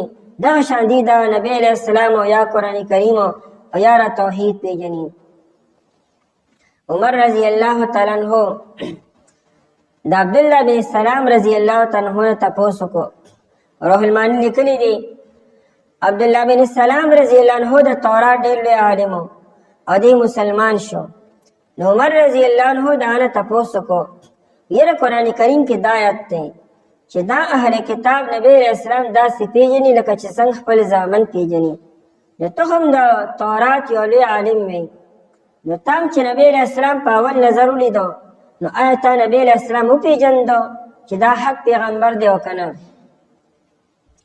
نو عبدالله بن سلام رضی الله تعالی عنہ وی چې نبی علیہ السلام چې څنګه دی که نه دک شان اوصاف په تورات کې موجود دي. د نبی علیہ السلام د حلیه او صفات ټول پټوله په تورات کې موجود دي. نو دا اهل کتاب نبی علیہ السلام بالکل داسې پیژني لکه څنګه چې خپل زامن پیژني. او بیا عبدالله بن السلام رضی الله عنه وی زه ته خپل ځان خبره کومه، وی ما ته په خپل ځای کې شک کېدی شي چې کېدی شي ما بیبي ما سره خیانت کړي، لیکن د نبی علیہ السلام باره کې ما ته شک نه دی. عمر رضی الله عنه آته دعا وکړه چې تا رښتیا وایې، تا د حق موافقت وکړو. د نبی علیہ السلام په پیژنګلو کې هیڅ قسمه شک او شبه دې ته نه وه. دا دې چې نه منلو دا صرف د حسد د وجې نه او د بغض د وجې نه. الذین کسان خسروا انفسهم چې دې نقصان وکړو د خپلو ځانونو. دلته بیا خسرو وروړو، خساره دې ته وایي چې یو تاجر ګټم بیلي او سرمایم بیلي، د سرمایې تاوان وکړي اته خساره ویل کېږي. دې نقصان وکړو، د خپلې خساره وکړه، استعداد او قوت او صلاحیتونه خپله ضایع کړو. خسروا انفسهم چې دې نقصان وکړو د خپلو ځانونو. فهم لا یؤمنون پس دې ایمان نه راوړي. یعنې د ایمان د نه راوړو وجه دا نه ده چې نبی علیه السلام کې څه کمی دی یا د نبی علیه السلام په دعوت کې څه کمی دی. د نبی علیه السلام د طرف نه څه کمی نشته دی، کمی په دې کې دی چې دې خپل استعداد او قوت او هغه څه خراب کړو، ضایع کړو. وایي نبی علیه السلام کم یو څه ډېر لوی دی په اعتبار د ګواهۍ سره. وایي نبی علیه السلام الله تعالی ګواه دی په منځ زما کې په منځ تاسو کې، او وحی کړی شوی ماته دا قرآن دپاره دی چې تاسو ویروم په دې سره او هغه چا لره چې دا قرآن ورته ورسېدو. آیا بېشکه تاسو هماغه ګواهي کوئ چې الله تعالی سره دي معبودان نورو؟ وایي نبی علیه السلام زه ګواهي نه کوم د دې خبرې.